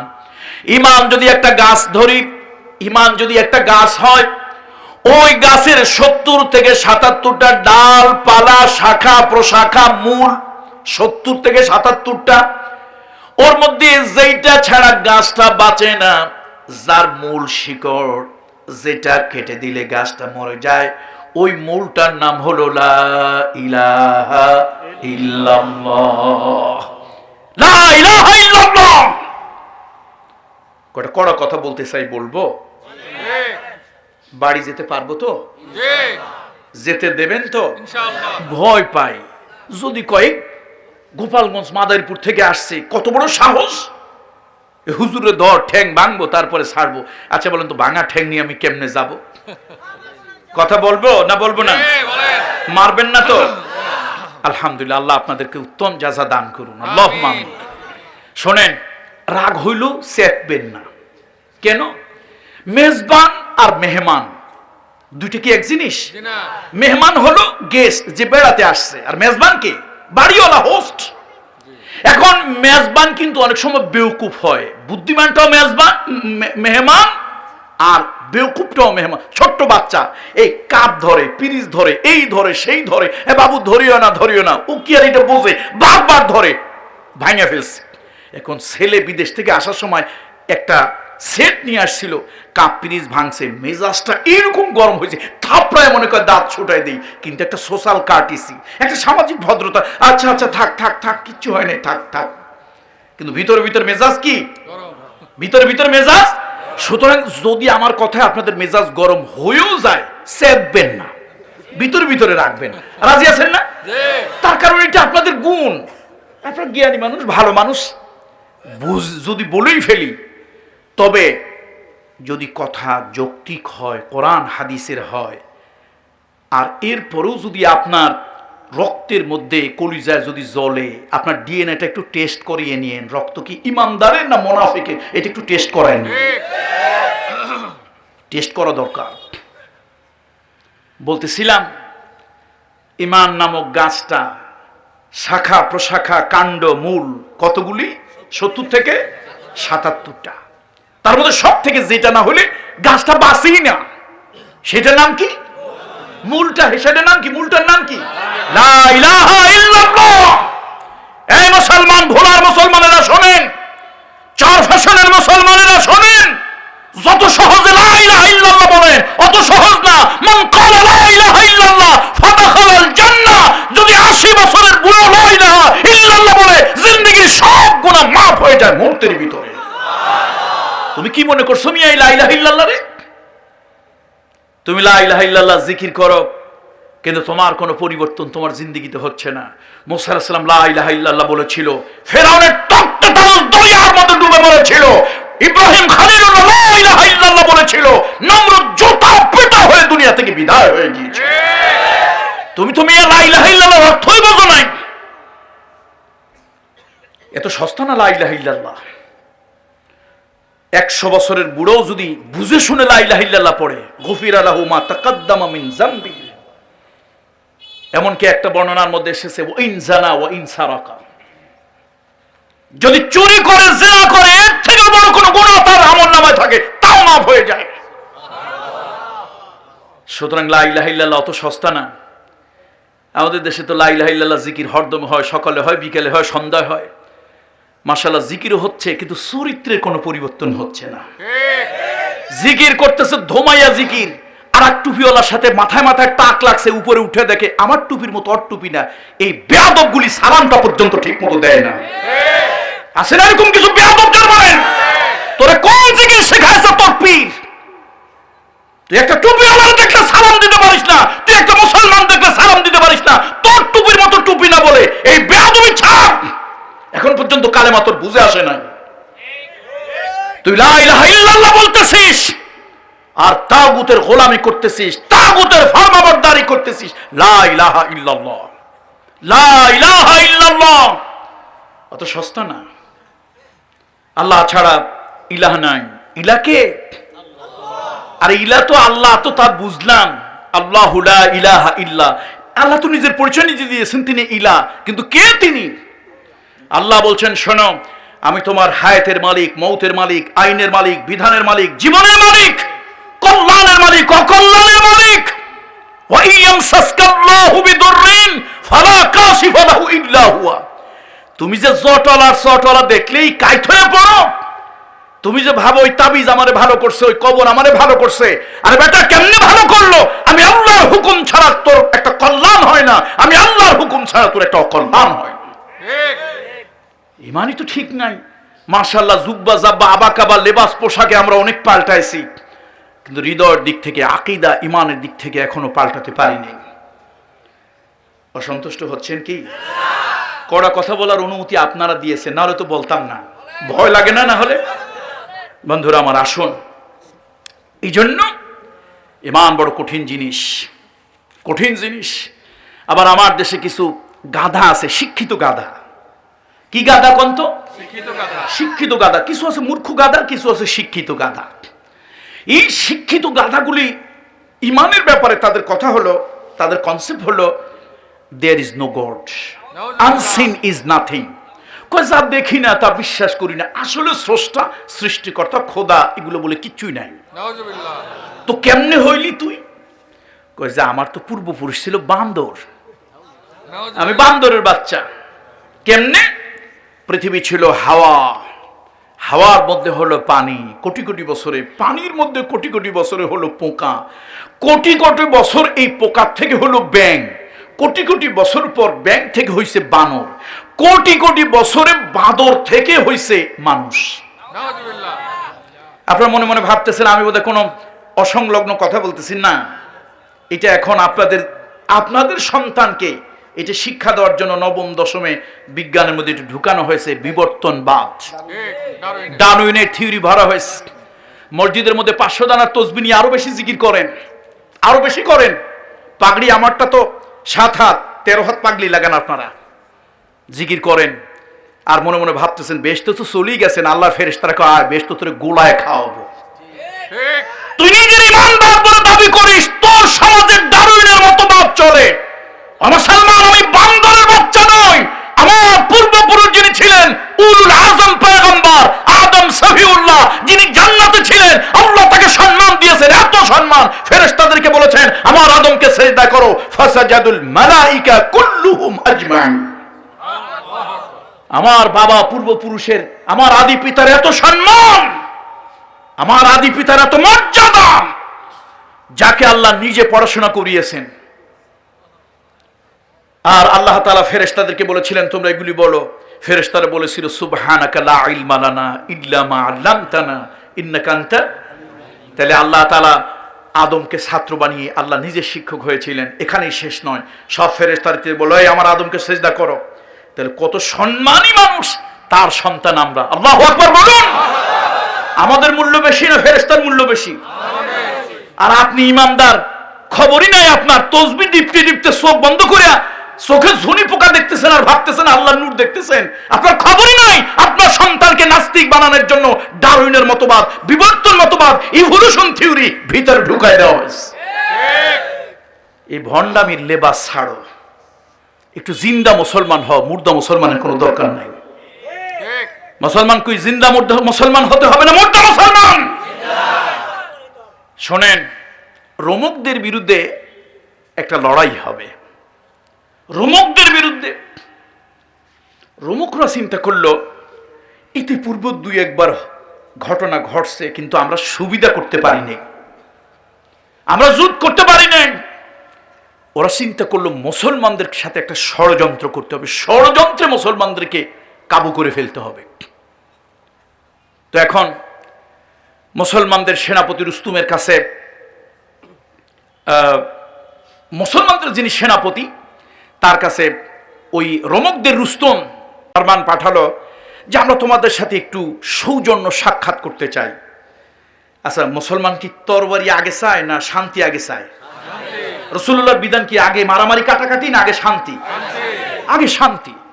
এটা তো ইসলামের থিওরি, রাসূলুল্লাহর থিওরি, দ্বীনের থিওরি, আল্লাহর থিওরি। তো এখন যদি কেউ বলে তোমাদের সাথে বসতে চাই, একটু আলোচনা করতে চাই, এক টেবিলে একটু চা খেতে চাই, তাহলে তো তার উপরে মারমুখী আচরণ করা যায় না, এটা ইসলামের বিধান নয়। মুসলমানদের সেনাপতি বললেন এই রোমকদের সাথে একটা শান্তি আলোচনায় যাবে, কে যেতে রাজি আছো? কেউ দাঁড়ায় না। তো ছোট্ট একজন সাহাবী রেবিঈ ইবনে আমির, সকলে পড়েন রাদিয়াল্লাহু তাআলা আনহু, ছোট্ট মানুষ, ছোট হতে বেটু হতে পারে, বয়স কম হতে পারে, যাই হোক ছোট মানুষ। রেবিঈ ইবনে আমির তিনি দাঁড়িয়ে বললেন যে ঠিক আছে আমি যাব। এখন সবাই অবাক হয়ে গেছে, এত বড় বড় মানুষ, কেউ সাহস পায় না রেবিঈ ইবনে আমির যাবে। আচ্ছা ঠিক আছে, যাক, যেতে যখন চেয়েছো সেই যাবে। এখন ছোট মানুষ তো সম্ভবত গরিব মানুষও ছিল, একটা তরবারি এনেছে, খাপ কেনার পয়সা নাই, ওটারে তেনায়, আমরা আঞ্চলিক ভাষা তেনা বলি, পুরান কাপড়, আপনারা কি বলেন? তেনাই বলেন, মাশাআল্লাহ। তেনায় পেঁচায় আনছে, পুরাতন মানে কাপড়ে পেঁচায় আনছে একটা তরবারি। রেবিঈ ইবনে আমির সবাই আশ্চর্য হয়ে গেল। ঠিক আছে, তাকে তৈরি করানো হলো। এখন একজন প্রস্তাব দিল যে দেখেন, মুসলমানদের প্রতিনিধি হয়ে, মুসলমানদের ডেপুটি, মুসলমানদের রিপ্রেজেন্টেটিভ হয়ে সে যাবে, একটা ব্যাপার স্যাপার আছে। তো তার যে পোশাক আশাক, এটা তো ওইভাবে গেলে এটা আমাদের একটা সম্মানের হানি। তো কি করবা? সবাই সেনাপতিরে ধরলো, দেখেন কার একটু ভালো ড্রেস, এই আবাইয়া কাবাইয়া কার ভালো আছে একটু পরাই দেন। এখন যারটা পরে তার তো পার নিচ দিয়ে আর 2 হাত। করি কি? শেষ পর্যন্ত একজন বলল যে আমাদের আমির, আপনি যদি বলেন আমার যে ঘোড়ার পিঠে বসার যে গদিটা, এটা একটু নতুন কাপড়ের, এটারে সুন্দর করে তার একটা আবায়া বানায় দেওয়া যায়। ঠিক আছে, তাই না? ওই ঘোড়ার গদির নতুন কাপড় ছিঁড়ে এরকম একটা আবায়া তাকে বানিয়ে দেওয়া হলো। মরুভূমিতে বাবলা গাছের মতো কাঁটাওয়ালা এক ধরনের গাছ, ওইটারি দিয়ে বানানো হলো বুতাম। সুন্দর ফিটফাট করে তরবারিটা নেকড়ায় তেনায় পেঁচাইয়া তারপরে ঘোড়ার পিঠে তাকে চড়িয়ে দেওয়া হলো। আল্লাহু আকবার! পৃথিবীর সুপার পাওয়ার রোমকদের সাথে মুসলমানদের পক্ষ থেকে ডেপুটি হয়ে, রিপ্রেজেন্টেটিভ হয়ে মুসলমানদের পক্ষ থেকে তিনি আলোচনার জন্য যাচ্ছেন। এখন ওরা চিন্তা করলো, আগেও 2 একবার যা হয়েছে আমরা কিন্তু জিততে পারি নাই, তো কি করতে হবে? আমি যেটা বলছি এগুলো কিন্তু তফসির না, জুমলায় মুতারিজা। ওলামা একরাম বুঝবেন, আপনারা বুঝবেন না। যা বলতেছি এটা তফসিরের অংশ নয়, এটা প্রাসঙ্গিক বা কথা আর কি। এখন রিবঈ ইবনে আমির রাদিয়াল্লাহু তাআলা আনহু আসবে। ওরা তো আর তা জানে না, ওরা জানে মুসলমানদের একজন প্রতিনিধি আসবে। চিন্তা করলো কেমনে তার দিলের মধ্যে যদি ভয় ঢুকান যায়, এই মুসলমান জাতির দিলের মধ্যে ভয় যদি একবার ঢুকান যায়, তাহলে তো আর মুসলমান সামনে আগাবে না। তার কারণ মানুষের হাত থাকে 2টা, কিন্তু মুনাফিকদের হাত থাকে 3টা। হাত কয়টা? 2টা না 3টা? ডান হাত, বাম হাত। মুনাফিকদের সব কাজের মাঝখানে একটা থাকে, তার নাম অজুহাত। মুনাফিকরা সব কাজে অজুহাত একটা দেবেই দেবে, অজুহাত থাকবে। সুতরাং ভয় যদি দিয়ে দেওয়া যায় তাহলে তো মাশাআল্লাহ কেল্লা ফতে। বন্ধুরা আমার, মুরব্বিরা আমার, সুন্দর 2 দিকে সৈন্যদেরকে লাইন দেওয়ানো হলো। একটা সুন্দর তেরণ করা হলো, গেট করা হলো, তরবারি সেখানে ঝুলিয়ে দেওয়া হলো।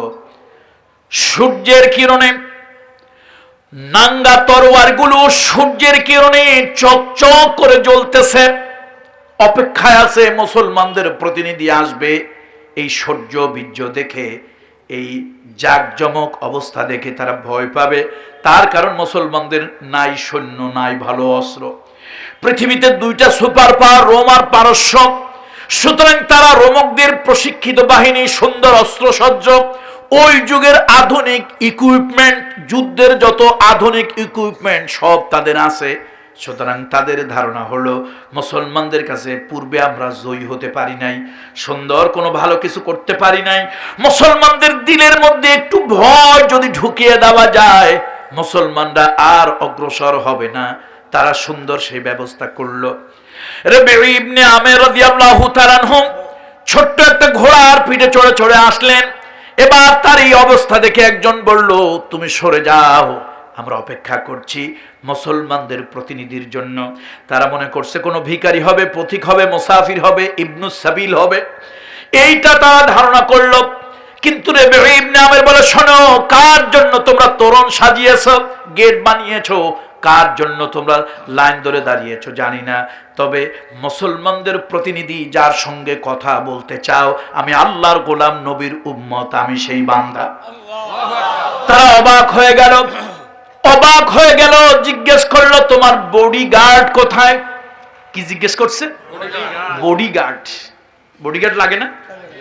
রিবঈ ইবনে আমির বললেন, আমার জন্য বডিগার্ডের কি দরকার? পৃথিবীতে বডিগার্ড আছে কিন্তু রুহু গার্ড নাই। কথা ঠিক কিনা? ওই পাকিস্তানে এক নেতা ছিল, শুনছি আর কি, ওস্তাদের মুখ থেকে গল্প শুনছি, আল্লাহু আ'লাম। তো নেতার নাম ছিল লিয়াকত আলী খান। এই লোকটা ছিল খুব নাকি তুখোর, মুখ খইর মতো ছুটত। তো এখন একবার একটা এলাকায় একটা প্রোগ্রামে গেলে, मैं यहाँ करूंगा वहाँ करूंगा, लाठी की अंदर में मुगुर भरूंगा। তো এখন ভিন্ন পার্টির লোকজন আছে, তা তো টের পায় নাই, ঠাস ঠুস মারছে কিছু, পাবলিক তো সমানের দৌড়। এখন একজন দৌড়ার কয়, ভাই কি হইলো, দৌড়াস কেন? কারবারটা তোর দৌড় দেখে না আমি ভয়তে দৌড়াই, কি হয়েছে তা কি জানি। শেষে লোকজন তো 1-1.5 মাইল দূরে চলে গেছে। তারপরে 2জন 4জন করে আবার কিউরিসিটি জাগলো, হইল কি, কিছু না বুঝেই দৌড়ে এলাম, আওয়াজ শুনে ব্যাপারটা কি, পটকা, বাজি, বন্দুক, গুলি, জিনিসটা কি। তো 2জন 4জন একজন করে করে আগাইস। আগানোর পরে দেখে যে মঞ্চে প্রোগ্রাম হচ্ছিল, ওই মঞ্চে টান টান হয়ে নেতা শুয়ে আস, আর বডিগার্ড তার পাশে, তাও আবার ছিল নাকি পাঞ্জাবি। ওরা বড় জাইগান্টিক ফিগার, বড় হাতির মতো দেহ, কিন্তু বেচারা একটু সরল সরল। তো এখন পাবলিক 2জন 4জন আস্তে আস্তে পুরো আবার মজমা জমে গেছে, নেতার রক্তক্ষরণ হচ্ছে। এখন পালস দিয়ে দেখে, আরে নেতা তো নাই, অলরেডি হি হ্যাজ গান, নেতা শেষ। এখন সব পাবলিকের মেজাজ গরম হয়েছে এই বডিগার্ডদের উপরে। এই বেওকুফ, তুমি ইহাঁ পর क्या करते हो, কি করছিস তোরা? कर साहब मैं क्या करूंगा, मैं तो सिर्फ बॉडी का गार्ड हूं, रूह का नहीं। আরে আপনারা যে এত খেপেন, আমি করব কি, আমি তো বডিগার্ড, বডি তো আছে, মাঝখান থেকে বেটা আজরাইল কোন ফাঁকে রুহ নিয়ে গেছে আমি টের পাইনি। আমি গার্ড কিসের? আরে কথা কয় না, পিছনের লোকেরা কথা বলে না। আমি গার্ড কিসের? বডি আছে না নাই? নাই কি, রুহ তো নাই। তো তোমরা আমার উপর খেপছো, বেটা সহজ সরল মানুষ তো, সবাই মিলে যখন তাদের উপরে তর্জন গর্জন দিছে, মারবে এরকম একটা ভাব, তো বেচারা সহজ সরল মানুষ কি করবে, ভয়তে এতগুলো মানুষ খেপে উঠছে। কয় মায় তো শ্রে বডি কা গার্ড হো, রুহু কা নেই। তাহলে দুনিয়ায় কি গার্ড আছে ভাই? বডিগার্ড। একটু পিছনের ভাইরা বললে ভালো হয়, কি গার্ড আছে? বডিগার্ড। কি গার্ড নাই? রুহু গার্ড নাই। শুনছেন নিজে রুহু গার্ড পৃথিবীতে কোথাও আছে? আল্লাহ বলেন আল্লাহু আকবার। রবিঈ ইবনে আমের 1,00,000 সেনাপতি সৈন্য, আর রবিঈ ইবনে আমের একজন সাধারণ একেবারে ছোটখাটো একটা মানুষ। এবার তারা বুঝতে পারল, বলল শোনো, গার্ড দিয়ে কি দরকার? বলল কথা সামনে হবে, চলেন। সুন্দর গালিচা বিছানো হয়েছে, রবিঈ ইবনে আমের ঘোড়াগুলো ডেবে ডেবে যাচ্ছে, পাওগুলো। রবিঈ ইবনে আমের নামলেন, ঘোড়ার পিঠ থেকে নেমে তিনি হাঁটতে লাগলেন। ঘোড়াটাকে রেখে বসার জন্য ব্যবস্থা করা হলো। রবিঈ ইবনে আমের এক দৃষ্টিতে যা বোঝার বুঝে ফেললেন। ইমানদারের চোখ বড় তীক্ষ্ণ, ইমানদার কখনো বেওকুফ হতে পারে না। তিনি যা বোঝার বুঝে ফেললেন।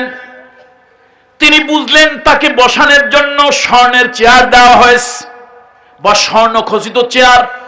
পুরুষের জন্য এটা ব্যবহার করা হারাম। তিনি জুতা স্যান্ডেল যা ছিল তাই নিয়ে চেয়ারের উপর উঠে গেলেন। রুস্তুম জিহুবা কামড় দিয়ে বলল, তোমরা আরবের মানুষ, বেদুইন, তোমরা কি রীতিনীতি, সভ্যতা, ভদ্রতা কিছু জানো না? চেয়ারের উপরে তো জুতা নিয়ে ওঠে না। সে বলল, আমি জানি, তোমার শিক্ষা দেওয়ার জন্য উঠছি। শোনো, তুমি কিন্তু এই চেয়ারটা স্বর্ণের দিয়েছো, আমি জানি। আমি এই স্বর্ণের চেয়ারের উপরে উঠে বাবুর মতো, সাহেবের মতো যখন কথা বলবো, তুমি আমারে সম্মান দেখিয়েছো, কিন্তু ভিতরে ভিতরে আমার ঈমানটারে দুর্বল করার চেষ্টা করেছো। আমি মুমিন মুসলমান, হারামের উপরে বসে যখন আমি কথা বলবো, ঈমানের ওই শক্তি, ওই তাকত নিয়ে তোমার সঙ্গে কথা বলতে পারবো না। সুতরাং শোনো, ও রুস্তুম শোনো, তোমার কাছে স্বর্ণের চেয়ার ব্যবহারের দ্বারা মূল্য বেড়ে যেতে পারে, কিন্তু আমার কাছে স্বর্ণের চেয়ার ব্যবহারের দ্বারা কোনো মূল্য বাড়ে না। ইন্না আকরামাকুম ইনদাল্লাহি আতকাকুম, আল্লাহর কাছে তার মূল্য মর্যাদা বেশি যার তাকওয়া আছে বেশি। সুতরাং আমি তোমাকে শিক্ষা দেওয়ার জন্য স্যান্ডেল জুতা নিয়ে এই চেয়ার উপরে উঠেছি। আমার জুতা স্যান্ডেল নিয়ে ওঠার কারণে তোমার চেয়ারের সম্মান কমে যেতে পারে, কিন্তু আল্লাহর কসম করে বলি, এই চেয়ারের উপরে ওঠার কারণে, এই চেয়ারে বসার কারণে আমার মর্যাদা বাড়ে না। আমি তোমার এই চেয়ারে বসবো না, তোমার শিক্ষা দেওয়ার জন্য এটা করলাম। চেয়ার তিনি সরিয়ে দিলেন। রুস্তম থরথর করে কেঁপে জিজ্ঞেস করলো, তুমি কেন বডিগার্ড নিয়ে আসো নাই? বলল, শোনো, তুমি একটা জিন্দা মানুষ, তোমার সাথে যদি সামনে যদি 1,00,000 মূর্তি রাখা হয়, ওই মূর্তি দেখে তুমি কি ভয় পাবে নাকি? রুস্তুম বলল, না আমি পাবো না। রেবেঈ ইবনে আমির বলল, শোনো, আমি মুমিন মুসলমান, আমি রুহানি ভাবে জিন্দা জীবিত, আমি মুমিন মুসলমান, আমি রুহানি ভাবে জিন্দা জীবিত। আমি জানি আমার আল্লাহর হুকুম ছাড়া তুমি আমারে মারতে পারবে না, আমার আল্লাহর হুকুম ছাড়া তুমি আমার জীবন বধ করতে পারবে না, আমি আল্লাহর হুকুম ছাড়া আমার রূহটা আমার দেহ থেকে বের হবে না। সুতরাং শোনো, আমার আল্লাহ যদি এই জায়গায় আমার জন্য মৃত্যু লিখে রাখেন, আমার আল্লাহ যদি অপমানের মৃত্যু লিখে রাখেন, আমার আল্লাহ যদি লাঞ্ছনার মৃত্যু লিখে রাখেন, আমার আল্লাহ যদি বিভৎস মৃত্যু লিখে রাখেন, আমার তা হবে। আমার আল্লাহ যদি লিখে না রাখেন, তোমার 1,00,000 সৈন্য, তাদের কাছে যতই অস্ত্র থাক, আমার কোনো ক্ষতি, কোনো উপকার তারা করতে পারবে না। এই বলে নবী ইবনে ওমর রাদিয়াল্লাহু তাআলা আনহু যে ছোট্ট তরবারিটা নিয়ে আসছিলেন, রাগ করে গোসায় থরথর করে কাঁপতে লাগলেন, তরবারিটা বের করে রাগ করে নিক্ষেপ করলেন, দূরে গিয়ে পড়লো আর বলল, শোনো, এই তরবারি একটা ফর্মালিটি, একটা আনুষ্ঠানিকতার জন্য নিয়ে এসেছি, না হলে এটাও আমি নিয়ে আসতাম না। মুসলমান, সিংহের জাতি আজকে ভেড়ায় পরিণত হয়েছি আমরা। এই জন্য বলতেছিলাম, গুণ অর্জন করতে হবে কয়টা? 10টা। প্রথম হলো কি হতে হবে? মুসলমান হতে হবে। 2 নম্বরে মুমিন হতে হবে। আমার মা বোনদেরকে বলি, ঈমানটাকে তাজা করতে হবে। মা, মহিলাদের যেই রোগটা একটু বেশি, জটালা ফকির আর সটলা ফকির দেখলে মহিলারা অস্থির হয়ে যায়। অবশ্য ভোলার মহিলারা ভালো, তারা হয় না, আমাদের অঞ্চলের কথা বলি, এখানে এরকম আছে নাকি? আহা, আস্তাগফিরুল্লাহিল আযীম। আচ্ছা বলেন তো, জট আর সট এই দুটোই যদি বুজুর্গের কিছু হবে, তো সাইয়েদনা আবু বকর সিদ্দিকের মাথায় 2টা জট আল্লাহ দিয়ে দিতে পারতেন না? পারতেন। পৃথিবীতে নবীদের পরে তার থেকে শ্রেষ্ঠ মানুষ, মহৎ মানুষ, তার থেকে দামি মানুষ পয়গম্বরদের পরে, আম্বিয়া আলাইহিমুস সালামদের পরে তার থেকে ভালো মানুষ, মহৎ মানুষ পৃথিবীতে হয়নি, কিয়ামত পর্যন্ত হবেও না। আম্মা জান আয়েশা সিদ্দিকা রাদিয়াল্লাহু তাআলা আনহা মদিনা মুনাওয়ারায় একদিন রাসূলুল্লাহর গায়ে হাত বুলিয়ে দিচ্ছিলেন, মাঝে মাঝে জ্যোৎস্না কি আকাশ, তারকা খচিত আকাশের দিকে তাকাচ্ছিলেন। একবার তিনি বলেই ফেললেন, ইয়া রাসূলুল্লাহ, এই যে আকাশে যে যত তারকা পুঞ্জি, আপনার উম্মতের মধ্যে এমন কোন উম্মত আছে কি যার আমল আকাশের তারকা পুঞ্জি থেকে বেশি হবে? রাসূল বলেন, আছে তো, অনেক উম্মত আছে।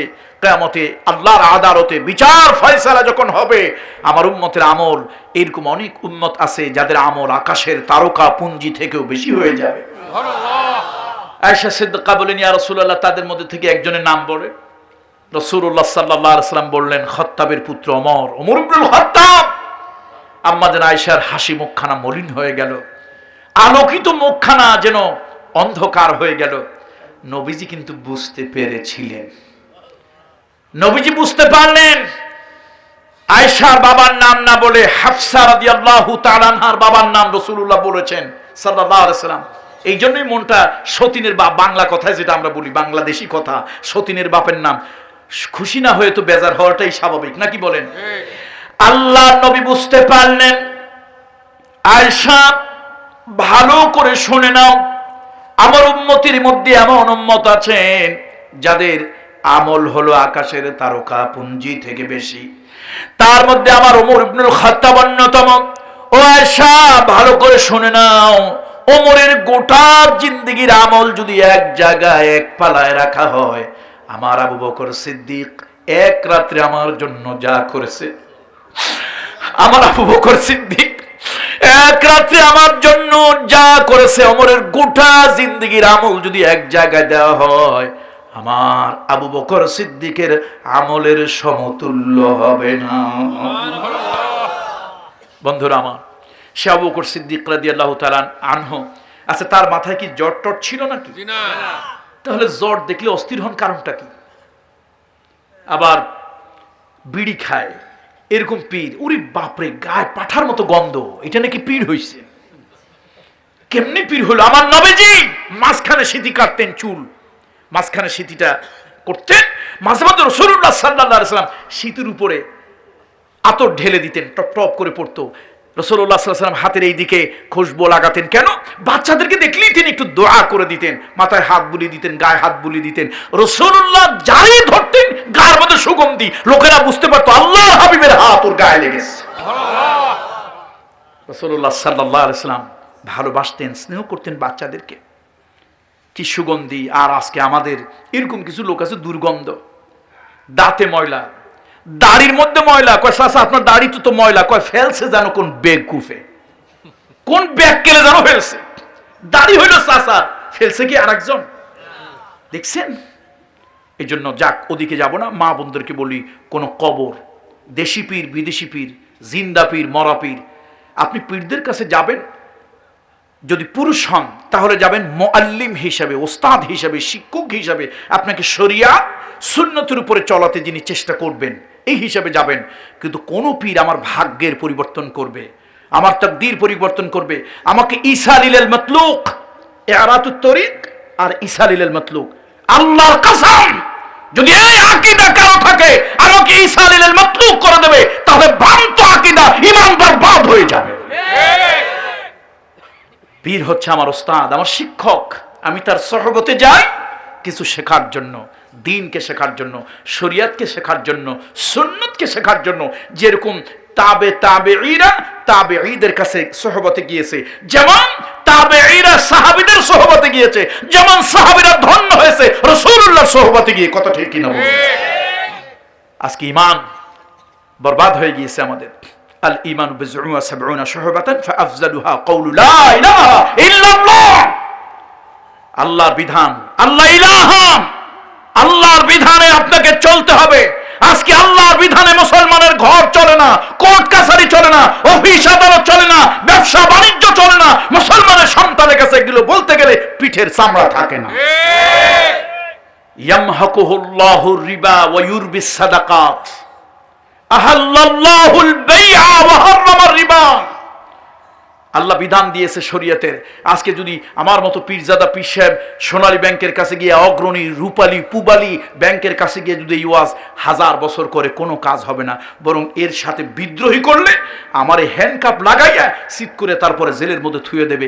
এর থেকেও যদি বেশি কিছু হয় তাহলে অথবা এক সময় হারিয়েও যেতে পারি, গুম হয়ে যেতে পারি। তাহলে আল্লাহর বিধান, তুমি মুসলমান, ইলা কাকে বলে? তুমি লা ইলাহা ইল্লাল্লাহ দিয়ে কলবে জরব লাগাচ্ছ। আরে মিয়া, তোমার কলব তো নড়তেছে না, তোমার সমাজ নড়তেছে না, তোমার পরিবার নড়তেছে না, তোমার রাষ্ট্র নড়তেছে না, তোমার ব্যবসা বাণিজ্য নড়তেছে না। লা ইলাহা ইল্লাল্লাহ এখন পর্যন্ত তোমার ঠিক হয় নাই। বুঝতে হবে অর্থ তুমি ঠিক মতো বোঝো নাই। ঈমানের কয়টা শাখা প্রশাখা? 77টা। আফজালুহা কাউলু লা ইলাহা ইল্লাল্লাহ ওয়া আদনাহা ইমাতাতুল আযা আনিত তারিক। রাস্তা দিয়ে চলতেছেন, একটা কাঁটা দেখলেন, একটা কলার শোভা দেখলেন, একটা হাড্ডির টুকরা দেখলেন, কোন মানুষ, সে মানুষটা হিন্দু হোক, বৌদ্ধ হোক, খ্রিস্টান হোক, আপনার দলের হোক, অন্য দলের হোক, প্রাচ্যের হোক, পাশ্চাত্যের হোক, একটা মানুষ, ইনসান রাস্তা দিয়ে হেঁটে যাবে, ওই লোকটা স্লিপ খাবে, হাত ভাঙবে, পাও ভাঙবে, ব্যথা পাবে, রক্তাক্ত হবে। আপনি ওই কষ্টদায়ক ক্ষতিকর বস্তুটাকে রাস্তা থেকে নিরাপদ জায়গায় সরিয়ে রাখলেন। বিশ্বনবী বলেছেন ঈমানের সর্বনিম্ন স্তরটা আপনার মধ্যে আছে। আপনার মধ্যে ঈমানের সর্বনিম্ন স্তরটা আছে, আপনি মুমিন। তারপরে যখন তোমার ভালো কাজ তোমাকে আনন্দ দেবে আর মন্দ কাজ তোমাকে কষ্ট দেবে, ফাআনতা মুমিন, তখন তুমি ভাববা তুমি মুমিন। সুবহানাল্লাহ। আমরা ভালো কাজ করলে আনন্দ পাই, কিন্তু মন্দ কাজে আমাদের আত্মার ভিতরে অনুশোচনা জাগ্রত হয় না, তাহলে বুঝতে হবে যে আমাদের ঈমান এখনো পুরোপুরি হয়নি, ঈমান পরিপূর্ণ হয়নি। যা হোক, অনেক ঈমানের অনেক বিরোধ। খাইরিহি ওয়া শাররিহি মিনাল্লাহি তাআলা ওয়াল বা'স বা'দাল মাউত। ভালো মন্দ কার পক্ষ থেকে হয়? আল্লাহ। কল্যাণ কার পক্ষ থেকে হয়? আল্লাহ। অকল্যাণ কার পক্ষ থেকে হয়? আল্লাহ। আমাকে বাঁচায় কে? আল্লাহ। মারে কে? আল্লাহ। আল্লাহ। এগুলোর নাম হলো ঈমান। ঈমান, আর সেই ঈমানটা আল্লাহর উপরে হবে। ঈমানদারের সবথেকে বড় বৈশিষ্ট্য হলো আল্লাযীনা ইউমিনুনা বিল গায়ব। আর ঈমানের জন্য যেটা জরুরি সেটা হচ্ছে সালাত, নামাজ পড়তে হবে। আমাদের দেশে কিছু লোকজন আছে কয়, হুজুর আমি মানুষটা খারাপ না, দান সাদকা করি, মসজিদ দেই, মাদ্রাসা দেই, তারপরে ক্লাব করি, চক্ষু শিবির করি, তারপরে স্বাস্থ্য শিবির করি, অনেক ধরনের ভালো ভালো কাজ করি, শুধু যা একটু নামাজটা পড়ি না। ঈমান তো আমার আছে। কে বলেন শুধু নামাজটা পড়িনি, ঈমান কি আছে? নামাজ দান নাই, ইমাম তার নাই। সুতরাং আজকে যারা ভালো কাজ করেন, আমি ভাইদেরকে হাতে পায়ে ধরে অনুনয় বিনয় করতেছি, যারা ভালো কাজ করেন এই ভালো কাজের অনেক দাম পাবেন, অনেক মূল্য পাবেন, আল্লাহর কাছে অনেক জাযা পাবেন। ইসলামে ভালো কাজের মূল্য অনেক বেশি, বিশেষ করে মানবিক কাজ, সে কথা সামনে আসবে। মানবিক কাজের অনেক দাম, কিন্তু আপনার ইমাম থাকতে হবে। আর ছেলে পড়াশোনা করলো, পাঠদান করলো, বিদ্যালয় পাঠশালায় পাঠদান করলো, এমনি লোকেরা তারে মাস্টার বলবে। আমার মায়েরা বোনেরা, আমার সামনের মুরব্বী ভাইরা বন্ধুরা, যদি ডাক্তারের ঘরে জন্মগ্রহণ করে ডাক্তার না হওয়া যায়, পড়াশোনা ছাড়া যদি মাস্টারের ঘরে জন্মগ্রহণ করে যদি মাস্টারি না করে মাস্টার না হওয়া যায়, তাহলে আপনার কাছে আমার প্রশ্ন, এই প্রশ্নের উত্তর আমাকে দেবেন, মুসলমানের ঘরে জন্মগ্রহণ করলে কেমনে মুসলমান হয়? যদি তাই হতো, আল্লাহর পয়গম্বর যার নাম কোরআনুল কারীমের মধ্যে আসছে নূহ আলাইহিস সালাম, আল্লাহর পয়গম্বর নূহ আলাইহিস সালাম অত্যন্ত দামি পয়গম্বর, উঁচু মানের পয়গম্বর। নূহ আলাইহিস সালামের ঘরে কেনান জন্মগ্রহণ করলো, কেনান কিন্তু মুসলমান হয় নাই। আল্লাহ তাআলার কাছে নূহ আলাইহিস সালাম, আল্লাহ বললেন, ও নূহ তাড়াতাড়ি জাহাজে ওঠো। নূহ আলাইহিস সালাম বললেন, আল্লাহ আমার সন্তান এখনো জাহাজে ওঠে নাই, সে আমার সন্তান। আল্লাহ তাআলা বললেন, ইন্নাহু লাইসা মিন আহলিক, ইন্নাহু লাইসা মিন আহলিক, এই সন্তান তোমার আহলের অন্তর্ভুক্ত নয়। নূহ আলাইহিস সালামের ঘরে রইল, নূহ আলাইহিস সালামের ঘরে খাইল, নূহ আলাইহিস সালামের সঙ্গে এক বিছানায় শুইল তার স্ত্রী ওয়ালেগা, সেই স্ত্রী ওয়ালেগা জাহান্নামী হয়ে গেল। ওয়াকিলা দুখুলান নার মা'আদ দাখিলিন, কোরআন শরীফের কথা। ওয়াকিলা দুখুলান নার মা'আদ দাখিলিন, বলা হলো ও অভিশপ্ত নারী জাহান্নামে চলে যাও, জাহান্নামের টিকিট দিয়ে তারে বিদায় করে দেওয়া হলো। আবার ফেরাউনের ঘরে রইল, ফেরাউনের খাবার খাইল, ফেরাউনের সঙ্গে এক বিছানায় শুইল, ফেরাউনের পালক সন্তান লালন পালন করে ফেরাউনের স্ত্রী, তার এই পালক সন্তানের মা হলো বিবি আসিয়ার ঈমান আমল। বিবি আসিয়ার ঈমান আমল, চিন্তা চেতনা পয়গম্বর মুখী হওয়ার কারণে আল্লাহ তাআলা এত সম্মান তাকে দান করলেন, আল্লাহ তাআলা এত সম্মান তারে দান করলেন। কোরআন শরীফের ভিতরে সূরা আত-তাহরিমের ভিতরে এসেছে, ইবনে কাসির ব্যাখ্যা করেছেন, তাফসীর করেছেন, এই দুনিয়ার মধ্যে একজন মানুষ আল্লাহর জান্নাত নিজের চোখ দিয়ে দেখেছেন, সেই লোকটা হলো বিবি আসিয়া। বিবি আসিয়া দুনিয়ায় থাকতে চর্মচোখ দিয়ে আল্লাহর জান্নাত দেখেছেন। এটা আমার কথা নয়, তাফসীরে ইবনে কাসির আলেমদের কাছে গ্রহণযোগ্য, ইবনে কাসিরের উদ্ধৃতি।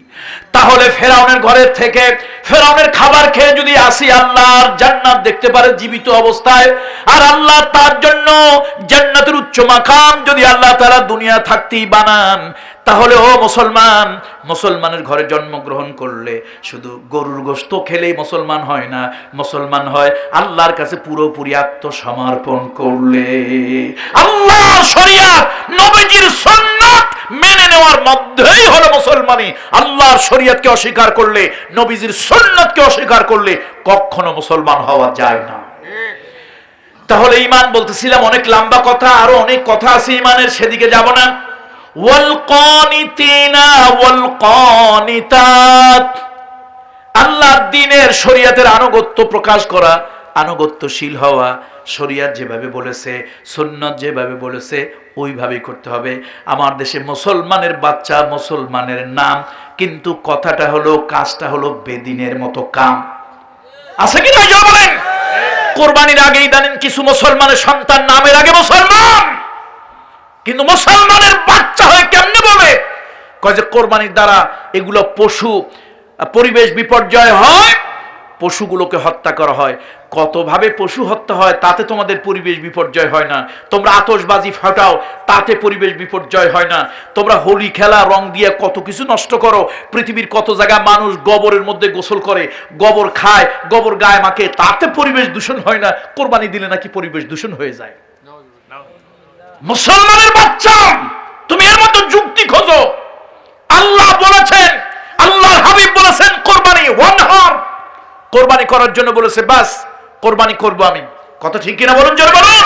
এর মধ্যে কোনো যুক্তি নাই। শরীয়ত যেভাবে বলেছে, যেভাবে শরীয়ত বলেছে সেটা মানতে হবে আমাকে। কত কিছু আছে তার মধ্যে তোমার যুক্তি নাই, ইসলামের ক্ষেত্রে আসলেই তোমার একটা যুক্তি দাঁড় করাও, খোড়া যুক্তি দাঁড় করাও। দুনিয়ার কোথাও জায়গা খুঁজে পাও না। বন্ধুরা আমার, হযরত আবু বকর সিদ্দিক রাদিয়াল্লাহু তাআলা আনহুর কথাটা তো আমরা সবাই জানি। তবুকের যুদ্ধ ইসলামের কঠিন দিনগুলোর একটি হলো তবুকের যুদ্ধের সময়। কি কঠিন সময়, আল্লাহু আকবার।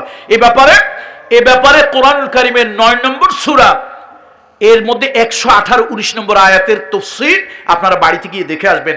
আমি অন্তত অর্ধেক কথাও শেষ করতে পারবো না যদি আমি ওদিকে যাই, অর্ধেক কথাও শেষ করা যাবে না। বাড়ি গিয়ে দেখে নেবেন 9 নম্বর সূরা, সূরা বারাআত বা সূরা তওবা 118-119 নম্বর আয়াতের তাফসীর বাড়ি গিয়ে দেখে নেবেন, যে কোনো তাফসীর। বন্ধুরা আমার, মুরব্বিরা আমার, কঠিন সময় শুরু হলো। গাছে খেজুর পেকে যাওয়ার অবস্থা, প্রচন্ড গরম, ভেড়া বকরি ছাগল দুম্বাগুলো জীবন ওষ্ঠাগত। ইতিপূর্বে কিছুদিন আগে জিহাদ থেকে আসছে, কারো কারো গায়ে এখনো ঘাস শুকায় নাই, কারো কারো তরবারিগুলি এখনো ধার দেওয়া হয় নাই, ঢালগুলি এখনো প্রস্তুত হয় নাই, ঘোড়াটা এখনো সতেজ হয় নাই। আল্লাহ নবী যুদ্ধের দামামা বাজিয়ে দিলেন। আল্লাহ নবী এলান দিলেন, আল জিহাদ ফি সাবিলিল্লাহ, আইয়ুহাল মুসলিমুন আল জিহাদ ফি সাবিলিল্লাহ। সবাই মসজিদে নববীতে আসলো। আল্লাহ নবীর চেহারাটা ভারাক্রান্ত, বিশ্ব নবী, রহমতের নবী, মানবতার শিক্ষক, চেহারাটা ভারাক্রান্ত। রাসূল বললেন, তোমাদের যার যা আছে আমাকে দাও, বড় একটা কঠিন যুদ্ধে যেতে হবে, তবুকের যুদ্ধে। যার যার যাও, প্রস্তুত হও, যার যা আছে নিয়ে আসো। বন্ধুরা আমার, মহিলারা কেউ নাকের ফুল কানের দুল খুলে আনলো, যার যা আছে দিল। হযরত আবু বকর সিদ্দিক ছোট্ট একটা পোটলা নিয়ে এলো, রাসূলুল্লাহর কাছে দিল। দূরে দাঁড়িয়ে দাঁড়িয়ে কাঁদছে, চোখ বেয়ে টপ টপ করে পানি পড়ছে। রাহমাতুল লিল আলামিন জিজ্ঞেস করলেন, আবু বকর কাঁদছো কেন? বলল, ইয়া রাসূলুল্লাহ, অনেক কিছু দিল, আমি তো কিছুই দিতে পারলাম না। আল্লাহ নবী বললেন, তোমার ঘরে দেওয়ার মতো আর কি কি আছে? তিনি কেঁদে বললেন, ইয়া রাসূলুল্লাহ, হে আল্লাহর জাতে পাকের কসম করে বলি, দেওয়ার মতো যা বুঝায়, সম্পদ বলতে যা বুঝায়, কোনো কিছু আমার ঘরে নাই। সম্পদ বলতে যা ছিল, মূল্যবান যা ছিল, দেওয়ার মতো যা ছিল, তা আমি নিয়ে আসছি। আল্লাহ নবী বললেন, আবু বকর, মনটা খারাপ করো না, তোমার দেওয়ার পরিমাণ যতই কম হোক না কেন, আল্লাহ মনটা দেখে। তুমি যে তোমার দেওয়ার মতো যা আছে সব দিয়ে দিয়েছো, এটাই আল্লাহর কাছে বড়।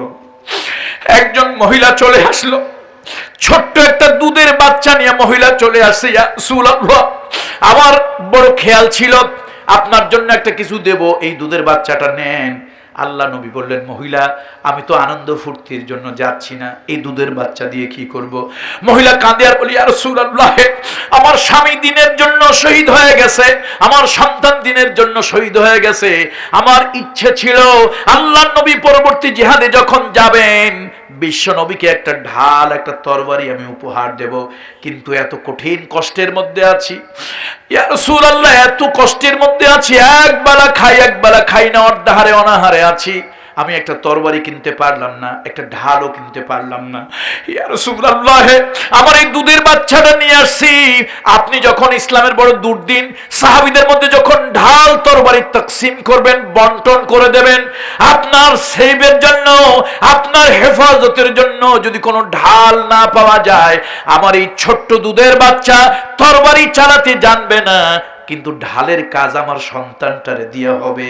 যদি আমার রহমতের নবীর গায়ে, রহমাতুল লিল আলামিনের গায়ে কেউ যদি একটা বর্ষা নিক্ষেপ করে, আমার নবীকে সেভ করার জন্য ঢাল সামনে ধরতে হবে, ঢাল নাই, আমার এই দুধের বাচ্চাটা যদি ধরেন, আমার সন্তানটার শরীরের মধ্যে বর্ষার আঘাত লাগবে, তরবারির আঘাত লাগবে, তীরের আঘাত লাগবে, আমার সন্তানটা এফোর হয়ে যাবে, ঝাঁঝরা হয়ে যাবে, যাক, সন্তানটা মরে যাবে, যাক, আমার সন্তানের বিনিময় রহমাতুল লিল আলামিন আল্লাহর হাবিবের গায়ে অন্তত কোনো আঁচড় লাগবে না, এই জন্য সন্তানটা দিয়েছি।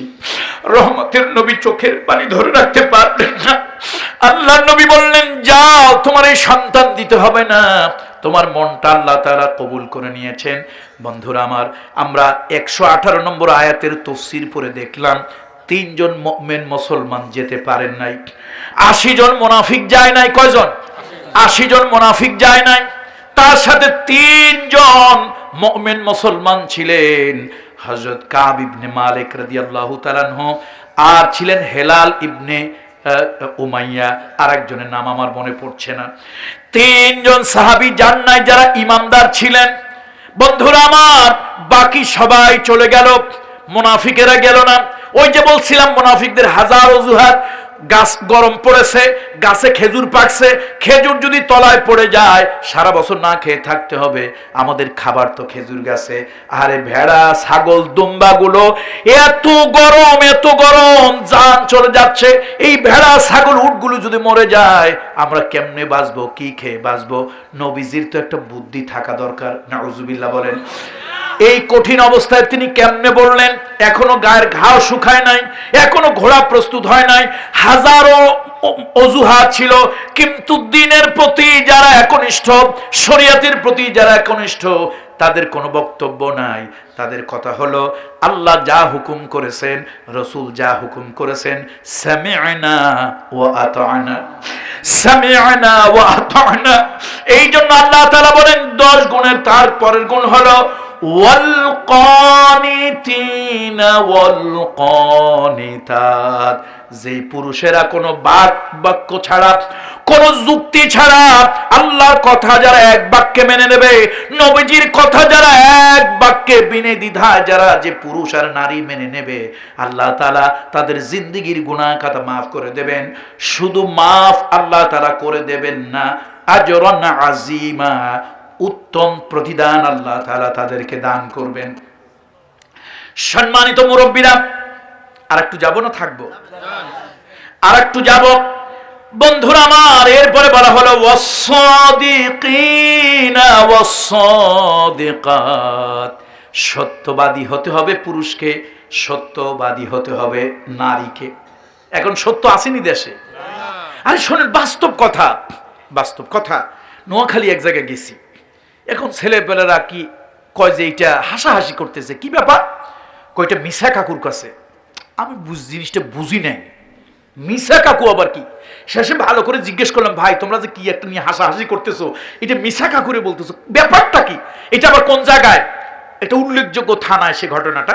এটা আমাদের ওবায়দুল কাদের সাহেব এবং আমাদের ব্যারিস্টার মওদুদ সাহেব যে এলাকায়, ওই এলাকার ঘটনা।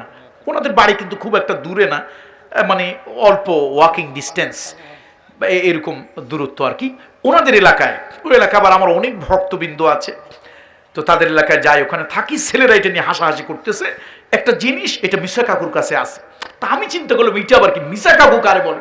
একজনের জিজ্ঞেস করলাম, ভাই ব্যাপারটা কি? কয় হুজুর এটা আমাদের চাচা মুরব্বী মানুষ, নাম মিশা কাকু। তো আমি বললাম মিশা কাকু হইল কেমনি? কয় হুজুর উনি কথা যদি কয় 100, মিথ্যা কয় 150। কথা যদি কয় 100, মিথ্যা কয় 100।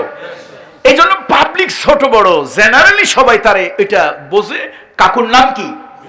মিশা কাকু। দেখছেন নি মুসলমান? আহারে মুসলমান, ও মুসলমান!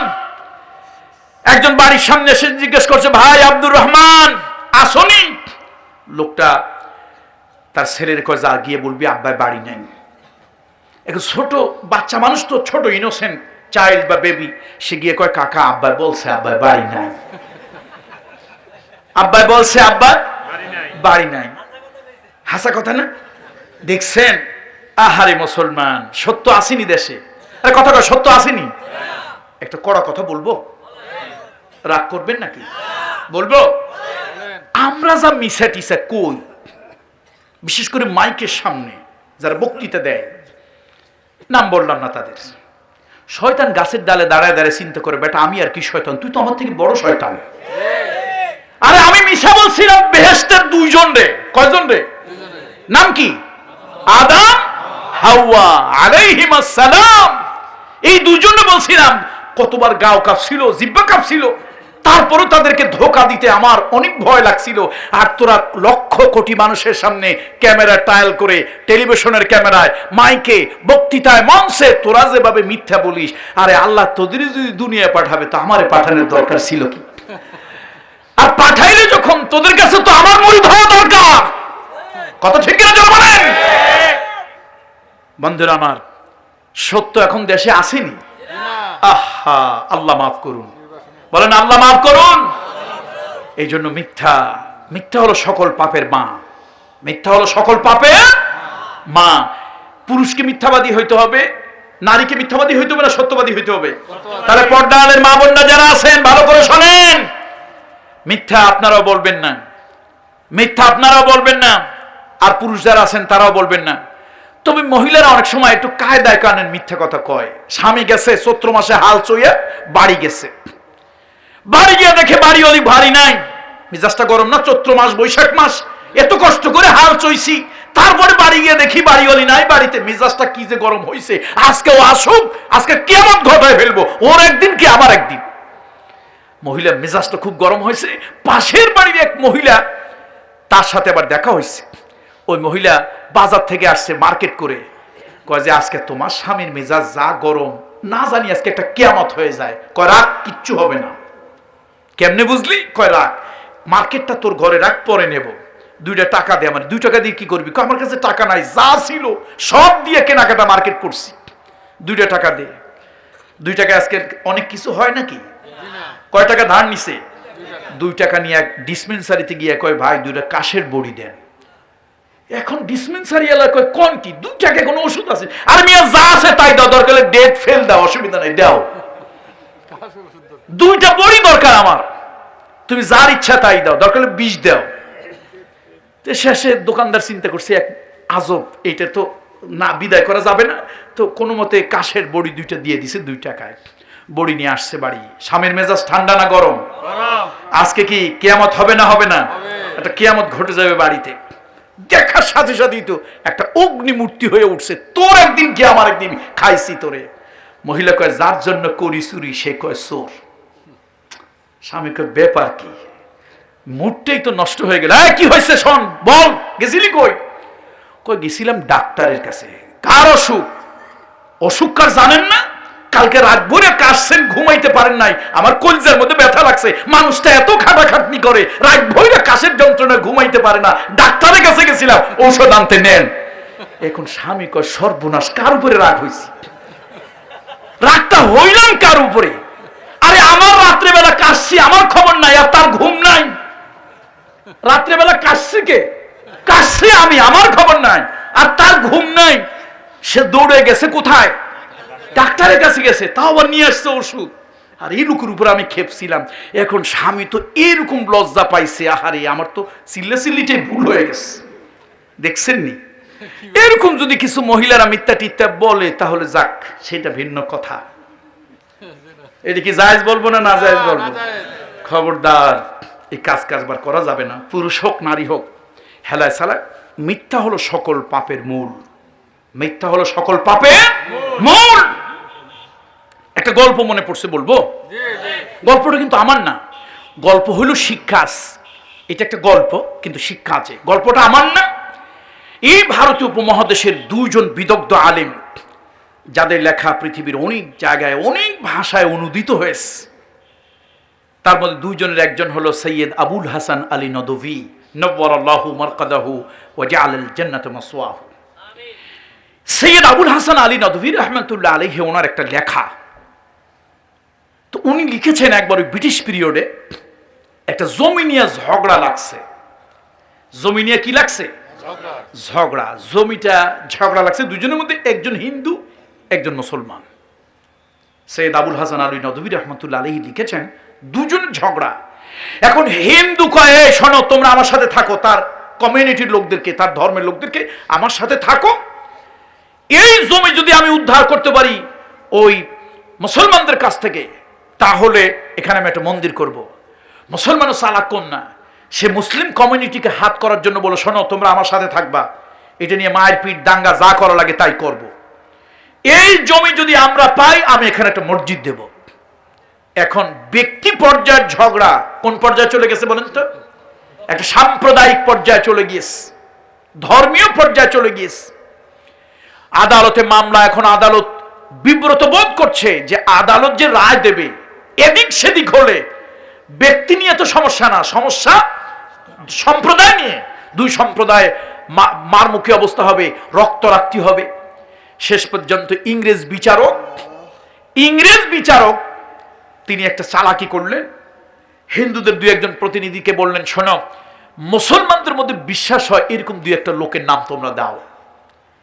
আর মুসলমানদেরকে বললেন যে হিন্দুদের মধ্যে তোমাদের আস্থা আছে, বিশ্বাস আছে, এরকম দুই একটা লোকের নাম তোমরা দাও। তারপরে আর নাম কেউ দেয় না।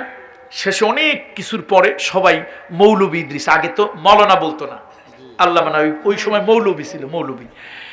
তো এক বড় আলেম ইদ্রিস সাহেব বললো যে ঠিক আছে, হিন্দুরা বললো যে ওই লোকটারে আমাদের একটু পছন্দ হয়, মৌলবী ইদ্রিস। আদালত থেকে হিন্দুদের কয়েকজনের নামে এবং মুসলমানদের কয়েকজন, তার মধ্যে মৌলবী ইদ্রিস সাহেব আছেন, আদালত থেকে ফরমান চিঠি গেল যে এই ব্যাপারে আদালতকে সাহায্য করার জন্য আপনারা আপনাদের বক্তব্য দেবেন, ওই জাস্ট এমিকাস কিউরির মতো আর কি, সরকারকে সাহায্য করার জন্য আপনাদের একটা ওপিনিয়ন দেবেন যে এই বিষয়টা কি, ঝগড়াটা কি নিয়ে, কোথা থেকে এলো, জমিটা কার ভাগে গেলে কি হবে, ইত্যাদি ইত্যাদি। মৌলবী ইদ্রিস সাহেব লিখেন যে আমি নিয়ত করেছি ইংরেজদের সাথে যুদ্ধ হওয়ার পরে ইংরেজরা নির্বিচারে দেশের আলেমদেরকে হত্যা করেছে, ইমামদারদেরকে হত্যা করেছে, আমি নিয়ত করেছি এই ইংরেজ এদেশ থেকে না যাওয়া পর্যন্ত কোন ইংরেজ ফিরিঙ্গির চেহারা আমি দেখব না। সৈয়দ আবুল হাসান আলী নদভী রহমতুল্লাহ আলাইহি লিখেছেন যে ওই ইদ্রিস সাহেব এটা লিখলেন। আদালত থেকে একবার, দুইবার, তিনবার তার কাছে সমন গেল। শেষ পর্যন্ত আদালত বুঝলো যে লোকটা বড় কঠিন লোক।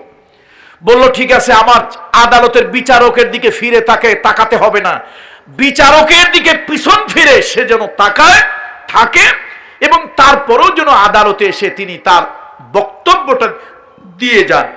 এটা ইংরেজ বিচারকের পক্ষ থেকে, আদালতের পক্ষ থেকে এই সমন এলো। এবার সবাই বলল যে না, আপনি একটু যান, বাড়াবাড়ি হয়ে যায় না হলে। মৌলবী ইদ্রিস সাহেব আদালতে এলেন, অন্যান্যরা বক্তব্য দিল, এবার ইদ্রিস সাহেবের পালা।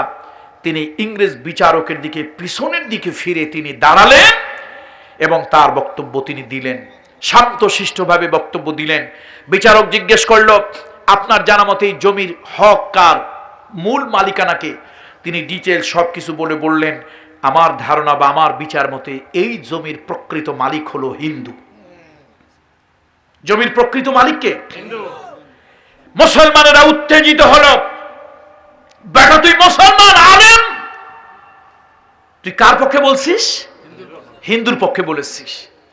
বিচারক সবকিছু শুনলো, অন্যদের কাছ থেকে শুনলো, চুলচেরা বিশ্লেষণ করে বিচারক হিন্দুর পক্ষে রায় দিল, জমি হিন্দুর। মুসলমানরা তো টান টান উত্তেজনা, ইংরেজদেরকে দিয়ে, পুলিশদেরকে দিয়ে কোন মতে রক্তক্ষয়ী সংঘর্ষ ঠেকানো হলো। মুসলমানরা উত্তেজ, মৌলবী ইদ্রিস সাহেবকে তারা মারবেই। বেটা তুই বেউকুব মৌলবী মানুষ, এত বড় একটা সাম্প্রদায়িক ব্যাপার, এখানে তো মুসলমানের পক্ষেই বলা দরকার ছিল। বলছে কার পক্ষে? হিন্দুর পক্ষে। গভীর রাত মৌলবী ইদ্রিস সাহেব তাহাজ্জুদের নামাজ পড়ার জন্য উঠেছেন। তার বাড়ির চতুর্পাশ দিয়ে যেন কথাবার্তা শোনা যায়। তিনি নামাজে আবার দাঁড়িয়ে গেলেন আর তিনি বললেন, আল্লাহ, নিশ্চয় আজকে আমি মুসলমানদের বিরুদ্ধে হিন্দুদের পক্ষে কথা বলেছি, সত্য কথা বলেছি। মুসলমানেরা আমার উপরে চড়াও হয়ে রাতের বেলা আমাকে মারার জন্য আসছে, হয়তো বাড়িঘর জ্বালিয়েও দিতে পারে।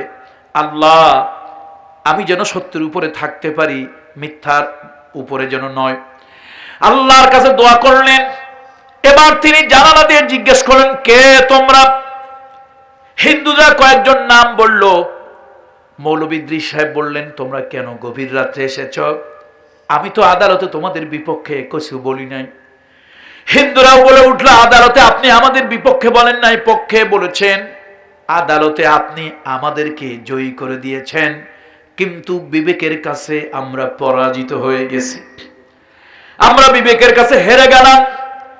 আমরা রাতে ঘুমাতে পারি নাই, কেবল একটা কথা বারবার মনে পড়ে, এত বিশাল বড় মামলা, যেই মামলা একটা ধর্মীয় ইস্যু, হিন্দু ঠকলে তার ইজ্জতে লাগবে, মুসলমান ঠকলে তার ইজ্জতে লাগবে। আপনি একজন মুসলমান হয়ে আপনি নিজের ধর্মের পক্ষে, লোকের পক্ষে কথা বলেন নাই, আমাদের পক্ষে কথা বলেছেন। আপনার ধর্মকে আপনি আপনার ধর্মের লোকদেরকে ছোট করেছেন। মৌলবী ইদ্রিস সাহেব বললেন, আমার ধর্ম আমার ইসলাম আমাকে মিথ্যা বলতে শেখায় নাই।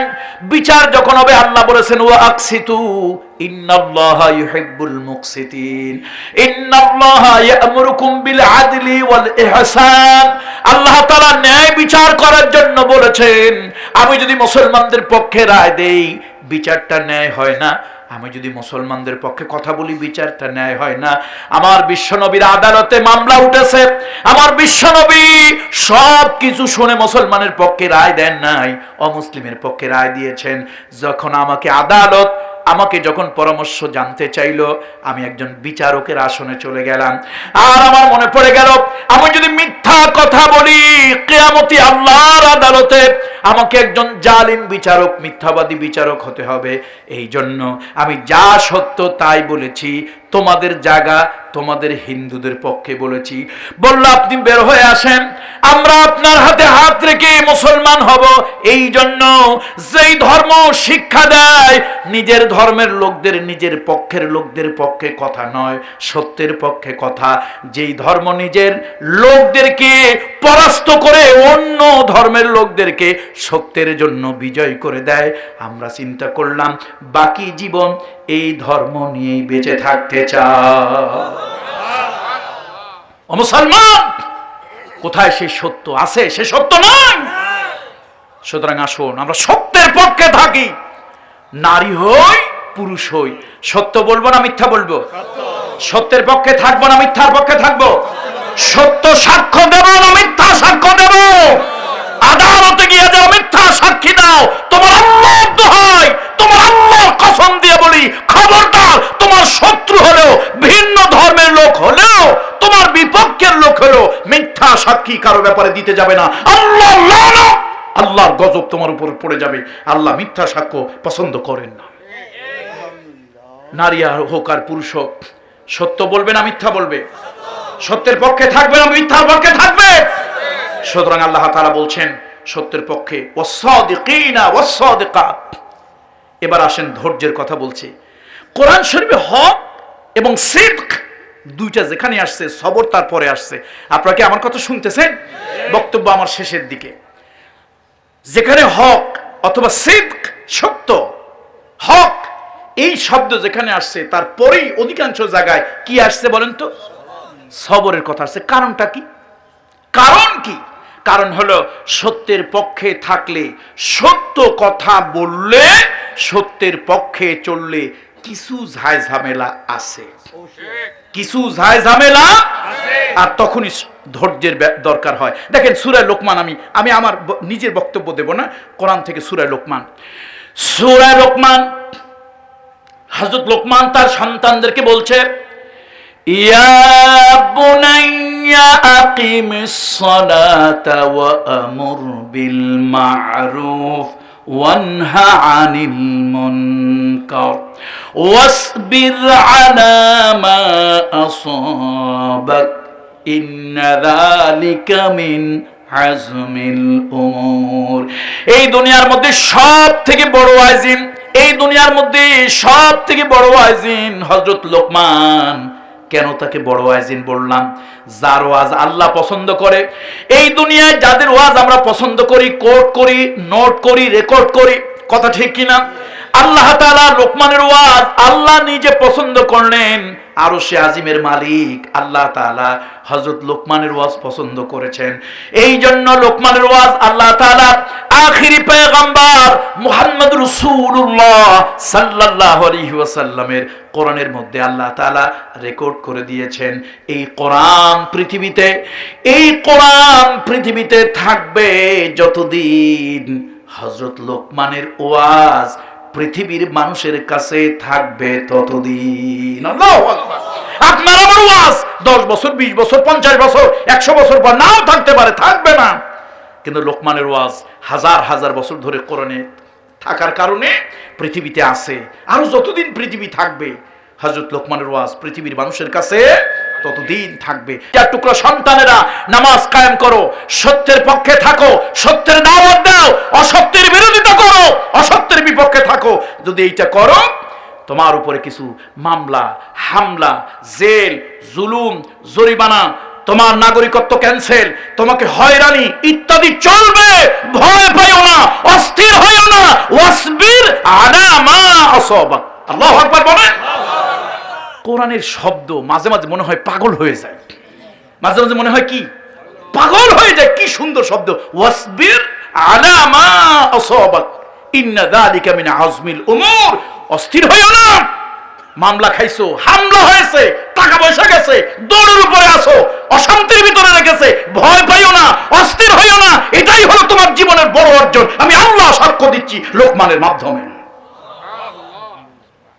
ভয় পান কেন তুমি? এত ভয় পান কেন? কোরআন শরীফ বলতেছে এত অস্থির হন কেন? সত্যের পক্ষে থাকলে কিছু ঝামেলা নাকি নাই? কথা আমার না কোরআনের? কথা আমার না আল্লাহ? আল্লাহর কথা। যা হোক, আর আমরা আগাচ্ছি না। তাহলে ধৈর্য ধারণ করতে হবে। এই যে বিশ্বব্যাপী করোনা দুর্যোগ, হযরত আইয়ুব আলাইহিস সালামের কথা আমার মনে পড়ে যাচ্ছে। আইয়ুব আলাইহিস সালামের গায়ে এরকম কিরা হয়েছিল, পোকা হয়েছিল, ঘা হয়েছিল। তিনি কি অস্থির হয়ে গিয়েছিলেন না ধৈর্য ধারণ করেছিলেন? একটু বলেন তো সবাই, অস্থির হয়েছিলেন না ধৈর্য ধারণ করেছিলেন? ধৈর্য ধারণ করেছিলেন। আহা, 18টা বছর কি কষ্ট! সুসময় বন্ধু বটে অনেকেই হয়, অসময় হায় হায় কেউ কারো নয়। হযরত আইয়ুব আলাইহিস সালাম কি কষ্টের মধ্যে দিন কাটালেন, সব গেল, সব গেল। তারপরে আল্লাহ তাআলার কাছে একদিন জিহ্বায় একটু ঘা হচ্ছিল, আল্লাহ তাআলার কাছে ফরিয়াদ করলেন, আল্লাহ ইন্নী মাসানিয়াদ দুররু ওয়া আনতা আরহামুর রাহিমিন।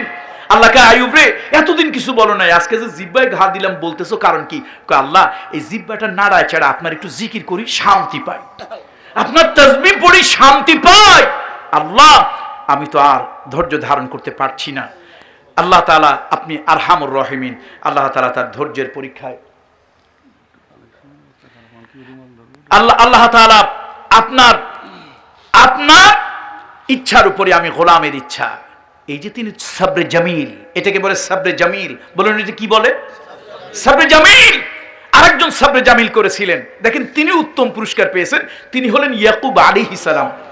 আপনজন হারাইয়া, আরে আল্লাহর কাজ দেখেন, বাপের সামনে থেকে ছেলেরে নিয়ে যায়, দাদার সামনে থেকে নাতিরে নিয়ে যায়। এরকম ঘটনা ঘটে কিনা? আল্লাহ তাআলা সাবরে জামিল দিলেন। ইয়াকুব আলাইহিস সালামের সামনে থেকে ইউসুফ চলে গেল, কয়েকদিন পর বনিয়ামিনও দিছে ভাইদের সাথে, ফিরে আসে না, সাবরে জামিল করলেন আল্লাহ তাআলা। এই সাবরে জামিলের কারণে আল্লাহ তাআলা তাকে উত্তম পুরস্কার দিলেন।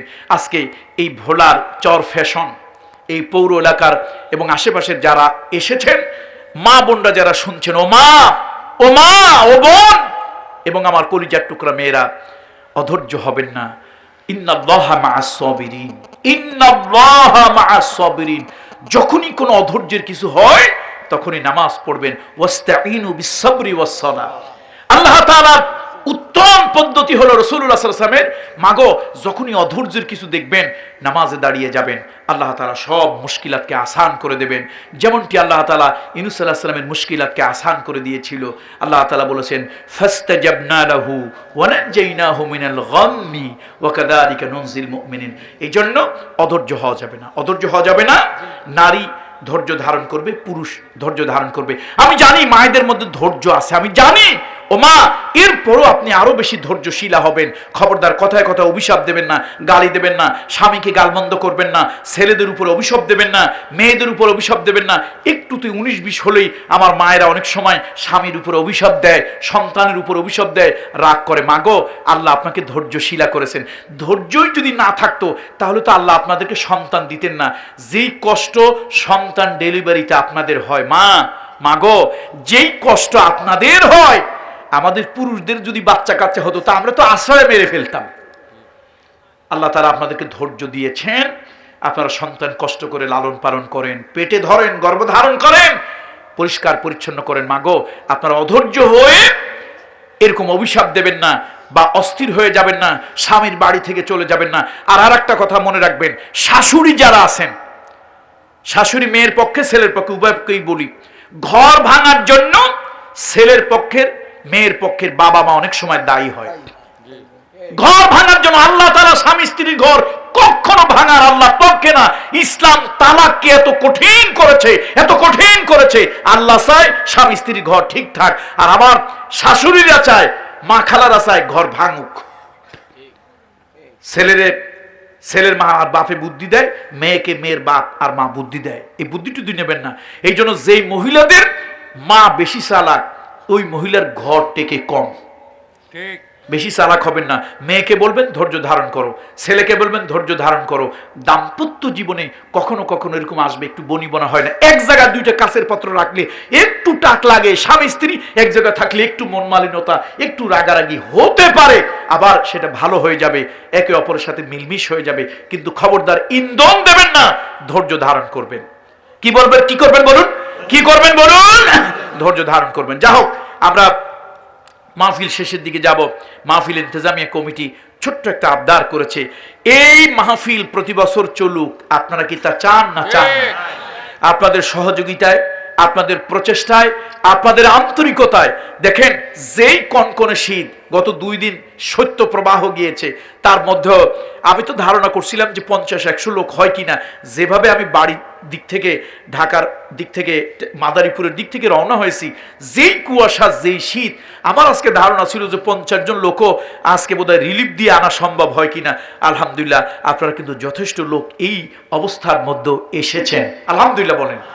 বোঝা গেল কোরআনের প্রতি আপনাদের আকর্ষণ আছে।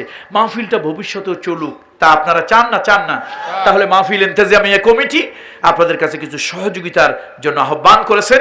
আর ভলান্টিয়ার, তাদের স্বেচ্ছাসেবক বন্ধুরা আপনাদের কাছে যাবে। এই বন্ধুদের সাথে আপনারা একটু সহযোগিতা করবেন, সহানুভূতি প্রকাশ করবেন। 10-এর লড়ি 1-এর বোঝা, 10 জনে কিছু কিছু সাহায্য সহযোগিতা করলে আলহামদুলিল্লাহ তাদের এই প্রোগ্রামটা সুন্দরভাবে প্রতি বছর চলবে। আল্লাহ তাআলা এই প্রোগ্রামটাকে কিয়ামত পর্যন্ত চালু রাখুন, বলি আল্লাহুম্মা আমিন। তাহলে আমরা কোন পর্যন্ত আসলাম? ওয়াসসাবিরিনা ওয়াসসাবিরাত। ধৈর্যশীল হতে হবে পুরুষকে, ধৈর্যশীলা হতে হবে নারীকে। অধৈর্য হলো সকল ক্ষতির মূল। ধৈর্য ধারণ করলে, সবর করলে অনেক সমস্যা আল্লাহ তাআলা সমাধান করে দেয়। বাকি আগামী বছর পর্যন্ত যদি আল্লাহ হায়াতে বাঁচিয়ে রাখেন, আবার যদি কখনো দেখা হয়, তাহলে আল্লাহকে ভয়কারী পুরুষ বা আল্লাহকে ভয়কারী নারী, দান সাদকাকারী পুরুষ, দান সাদকাকারী নারী। আলহামদুলিল্লাহ, আমাদের উস্তাদ প্রিন্সিপাল হুজুর অত্যন্ত আমাদের কাছে সম্মানীয়, সাবেক চেয়ারম্যান এবং সাবেক প্রিন্সিপাল হযরত মাওলানা আবু তৈয়ব সাহেব এই এলাকার সকল আলেমদেরই তিনি বলা চলে প্রত্যক্ষ পরোক্ষ উস্তাদ। তিনি কিছু সহযোগিতা করেছেন। আলহামদুলিল্লাহ, আজকে আমরা খুব সৌভাগ্যবান। অনেক বড় বড় উস্তাদ আমি যাদেরকে শুনলাম যে ওনারা কেউ মাদ্রাসায় ছিলেন, আছেন, অধ্যক্ষ বা প্রভাষক, মুহাদ্দিস, এরকম উস্তাদেরা এসেছেন, মুরব্বীরা এসেছেন। আসলে যাদের সামনে চেয়ারে বসে কথা বলার যোগ্যতা আমার নেই, যেহেতু আমাকে দাওয়াত দেওয়া হয়েছে, সেই হেতু অযোগ্য হলেও কিছু কথা আপনাদের সামনে আমি উপস্থাপন করেছি। তাহলে বাকি কথাগুলো আমরা বিতফসিল ব্যাখ্যা বিশ্লেষণ সহকারে গেলাম না। ধৈর্যশীলা হতে হবে পুরুষকে, ধৈর্যশীল হতে হবে পুরুষকে, ধৈর্যশীলা নারীকে। ভলান্টিয়ার ভাইরা একটু তাড়াতাড়ি করুন, তাড়াতাড়ি। আল্লাহ বিসরা, আপনারা দাঁড়িয়ে বসে রইলেন কেন? দ্রুত দ্রুত যান, দ্রুত সকলের কাছে যান। সকলে 10-এর লড়ি 1-এর বোঝা, সবাই একটু একটু সহযোগিতা করলে আলহামদুলিল্লাহ আলহামদুলিল্লাহ কিছু সহযোগিতা হয়ে যাবে। সবাই শরীক হন। এরপরে দেখেন, দান সাদকার কথা কিন্তু বলা হয়েছে, সহযোগিতার কথা বলা হয়েছে। ওয়াল মুতাসাদ্দিকিনা ওয়াল মুতাসাদ্দিকাত, যে মানে সাদকা, দান, সহানুভূতি ইত্যাদি এগুলি করতে হয় ভালো কাজে। ভালো কাজে তাআওয়ানু আলাল বিররি ওয়াত তাকওয়া ওয়া লা তাআওয়ানু আলাল ইসমি ওয়াল উদওয়ান। সুতরাং ভালো কাজে, কল্যাণের কাজে সাহায্য সহযোগিতা করবেন, মহিলারা করবেন। ভবিষ্যতেও এরকম কোরআনের খিদমতে তারা এগিয়ে আসতে পারেন, বলি আল্লাহুম্মা আমিন।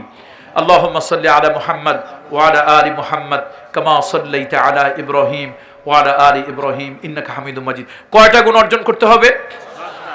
পুরুষদেরকে না মহিলাদেরকেও?